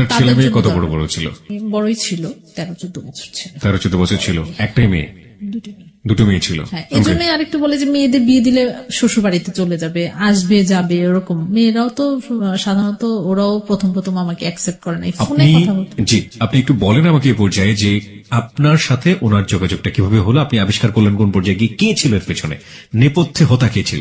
পরবর্তীতে জানতে পারি, যখন আমাকে সে বলল অনেক রিকোয়েস্ট করার পরে, আর আমি উদ্ঘাটন করলাম তখন যখন শুনি যে তার শ্বশুর বাড়ি, তার মানে তার ওয়াইফের বোনের বাড়ি, তার বাবার বাড়ি যেখানে, সেখানে তাকে সে চিনে। হ্যাঁ, তাকে সে চিনে, চেনার পরে তখনই আমি বললাম যে তাহলে তুমি এখান থেকে আমার নাম্বার পাইছো, তাছাড়া তো আমার কোনো মাধ্যম নেই তোমাকে ফোন করার। আমি তো ভাবছি যে হয়তো কোনো ঘটকের মাধ্যমে হয়তো তুমি পাইছো। হ্যাঁ, বললো যে পরে সে স্বীকার করলো, আসলে মিথ্যা বলে তার লাভ নেই, ঠিক আছে, হ্যাঁ সত্যটা এখন স্বীকার করি, হ্যাঁ সেই আমাকে নাম্বারটা দিছে। তা আমি বললাম যে কিভাবে নাম্বার দিল, কিভাবে, কেন আসলো তোমার কাছে? সে তো সবসময় আসতো, সেই তরুণটাকে নিয়েছিল। তো আমি আর তার সম্পর্কে এখন আপাতত বলতে যাচ্ছি না। তো যে সে সবসময় আসতো আমার সাথে কথা বলতো এই ব্যাপারে। এখন অনেক আইসা কান্নাকাটি করলো যে আমার হাজবেন্ডকে তো এরকম একটা মেয়ে পছন্দ করে, এই সেই পাগল বানায় ফেলছে, এই সেই, দেখেন আপনি কিছু করতে পারেন কিনা। তখন বলে কি ওই মেয়ের নাম্বার দাও আমাকে। এইভাবেই সে আমার নাম্বারটা নিল। নেওয়ার পরে কথা বলতে বলতে হাজবেন্ডকে পাগল করে ফেলছে, মানে হচ্ছে লতা। হ্যাঁ, লতার কাছ থেকে নাম্বারটা নিয়েছে। হ্যাঁ, লতার কাছ থেকে সেইগুলো জানতে পেরেছি। তারপর বিয়ের পরে অনেকদিন কেটে যায়, আমি অক্টোবর ওই বাসায়, আর তার ফ্যামিলি মানুষ যেহেতু এটা মানতেছে না, তা আমার ফ্যামিলি থেকে ওইটা একটা প্রেশার আসছে ওর উপরে যে তাহলে আপনি এটা করলেন কিসের জন্য। হ্যাঁ, আপনি জানেন আপনার ফ্যামিলির মানুষ এটা নেবে না, মানবে না, তো কেন অসহায় একটা মানুষ মেয়েকে আপনি এরকম একটা করলেন। তো আমার আপাকে অনেক বুঝাইলো যে আপা আপনি নিয়ে টেনশন করেন না, আমি ওকে মাথায় করে রাখবো, এই ব্যাপারে কোনো টেনশন করার দরকার নেই, কারোর উপর কেউ কথা বলার কোনো সুযোগ দেবো না তাকে। তো জাস্ট ফাইন। এখন যেহেতু হয়ে গেছে এখানে, তো আবার আরেকটা কিছু করা যায় না, মানে সেকেন্ড টাইম। তো আমি এটা আপাকে বললাম, তো থাক, যা হয়েছে হয়তো আমার কপালে ভাগ্যই এমন ছিল। তা আমার মনে তো ওইটাই যে আমি তাকে আসলে কষ্ট দিচ্ছি, এটা আমাকে তখন থেকেই আমি ফিল করা শুরু করছি। আসলে ওই কষ্টের কারণেই কিন্তু আমি এই জিনিসগুলো আমার হচ্ছে। আপনার হাজবেন্ডকে কষ্ট দিয়েছেন সেটা? আমার হাজবেন্ড প্লাস লতা, দুজনকে আপনি কষ্ট দিয়েছেন, যে কারণে আপনার লাইফে এটা হয়েছে। বিদায় আমার লাইফে আমি না হলে সেকেন্ড ম্যারেজ এরকম হবে, ওর ফ্যামিলি এটা অ্যাডজাস্ট করবে না কেন? আর নোট অন দ্যাট পয়েন্ট প্রিয় শ্রোতা, সেকেন্ড যে ম্যারেজটা হলো সেখানে কিন্তু ওনার আপনার তার পরিচয় দিতে কোনো সমস্যা হতো না, কারণ সে লয়ার ছিল, তার অনেক প্রেস্টিজ ছিল, সম্ভ্রান্ত পরিবার ছিল, কিন্তু আপনি পরিবার কি পেলেন? Very crucial point. আমরা ছোট্ট একটা বিরতি নিচ্ছি, বিরতির পর ঠিক রাত 1টা বাজলেই আমরা আবারও ফিরে আসব। মানুষের এই চাওয়া না পাওয়ার জায়গাগুলোতে অনেক বড় বড় ভুল করে ফেলে। হার্ট নামক যে গোলাকার যে বস্তুটি রয়েছে সেখানে কোনো লজিক নেই, কোনো যুক্তি নেই, কোনো অযৌক্তিক কোনো ব্যাপার স্যাপার নেই, মানে নিজের মতো করে খেলে। কিন্তু ওটাকে কন্ট্রোল করা খুবই খুবই খুবই গুরুত্বপূর্ণ, না হলে জীবন আসলে তছনছ হয়ে যায়। এবং এই তছনছ জীবনের শেষ পর্যায়টা কি সেটা আমরা জানবো ঠিক 1টার পর। আমরা তার কাছে ফিরতে চাই। তারপরে কি করলো আপনার দ্বিতীয় যে স্বামী ছিল? তিনি তো আপনাকে সবকিছু জেনে শুনে বিয়ে করেছে। তো আমি অক্টোবরের দিকে, তখন বড় মেয়ে সমাপনী পরীক্ষা দেবে, আমার ছেলেও সমাপনী পরীক্ষা দেবে। তো তখন বাড়িতে ছিল, আমাকে তখন ওই মুহূর্তে পরীক্ষার 1 মাস আগে আমাকে নিয়ে যায়, বাসা ঠিক করে আলাদা। পরীক্ষা যেহেতু সামনে, পড়াশোনা ঠিক মতো করতে পারতেছে না, এক জায়গায় থাকলে করবে, তো বাসায় উঠি। কিন্তু একটা জিনিস কি, যে আমাদের বিয়ে তো বিয়ে, হ্যাঁ, তো তার সাথে তো আমার লাইফ প্রথম জীবন, প্রথম দিন। তো ওই বাসায় ওঠার পরে তার ওরকম সে করলো কি, একটা চালাকি করে ওর এক ফ্রেন্ড এবং ফ্রেন্ডের মেয়েরা পরীক্ষা দেবে, ভর্তি পরীক্ষা দেবে, ওদেরকে ইনভাইট করলো প্রথম দিনে। ওদিনই কিন্তু বাসায় আমরা উঠেছি। তো ওদেরকে ইনভাইট করলো, ওরা এসে বাসায় থাকলো। তো এক রুমে ওরা থাকলো, আর এক রুমে আমরা 3 মেয়ে, মানে 2 মেয়ে আমি ও ছিলাম। তো মানে জিনিসটা আমাকে এতটাই খারাপ লাগলো, ওকে আমি বললাম যে আজকে যাই হোক আমাদের প্রথম, তুমি এটা কি করলা, এটা কেমন? মানে একটা আছে না যে কথাবার্তা বলবো, সেটাও তো একটা জিনিস, যে আমরা পরিচিত হব। পরিচিত কি, মানে পরিচয় তো এমনিতেই আছে, কথাবার্তা বলতেছি, মেয়েদের সাথে কথা বলতেছি, আমি ওই বাসায় আসা যাওয়া করি।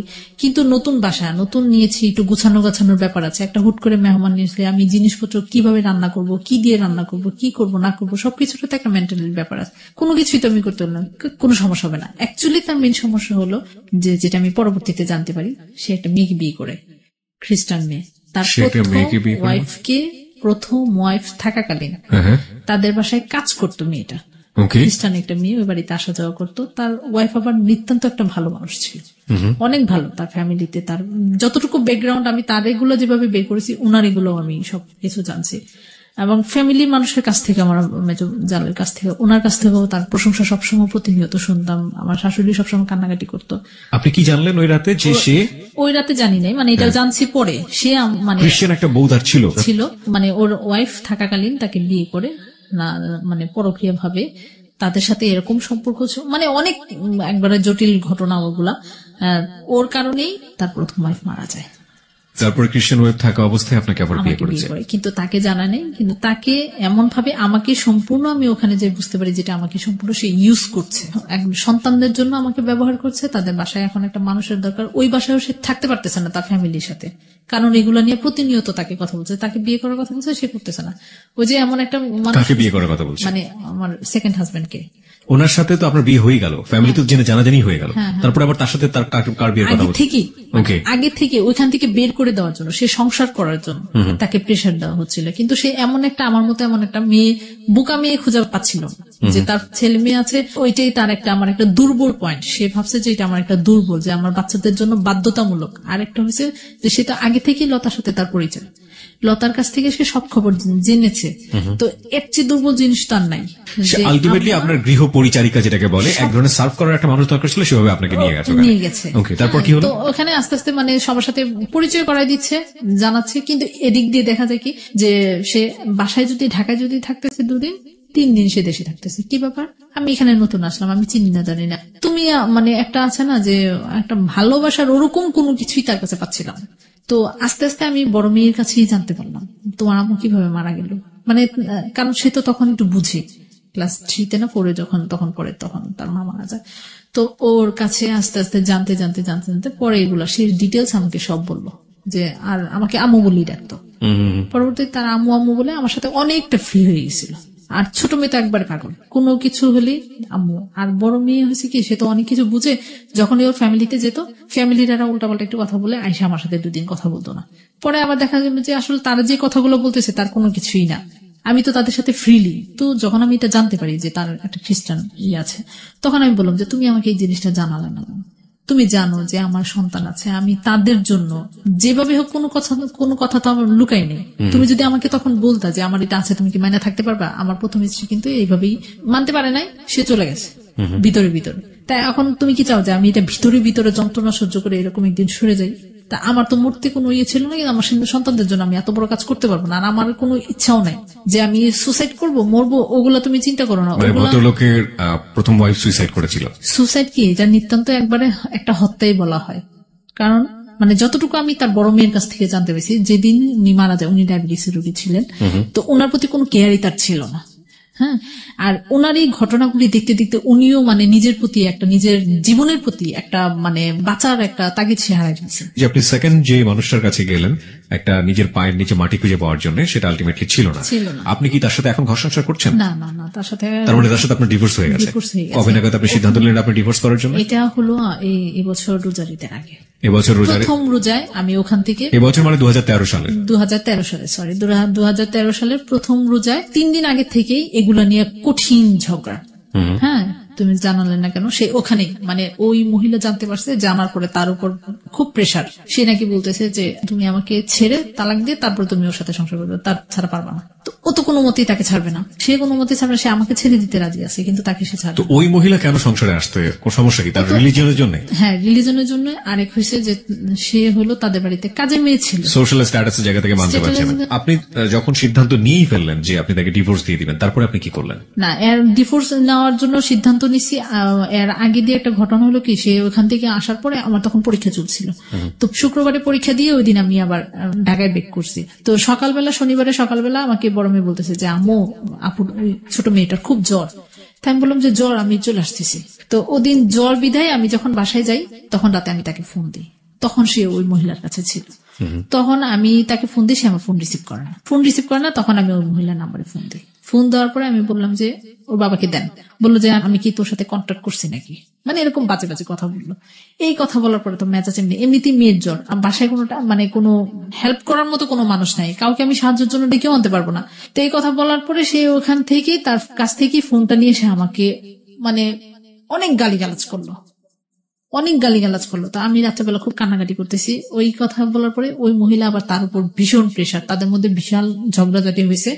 হওয়ার পরে সে রাতেই চলে আসছে ঢাকায়। বাসায় আসার পরে রাত্রে কোনো কথা বলে না। তা আমি কোনো কিছু বলি না। আমি আবার যখন কুমিল্লা যাই, তখন আবার ওই মহিলাকে একসময় রাতে বাসায় নিয়ে আসে, দেখানোর জন্য, তাকে কনভিন্স করার জন্য যে বিয়ে করছে, মানানোর জন্য বিভিন্ন ভাবে।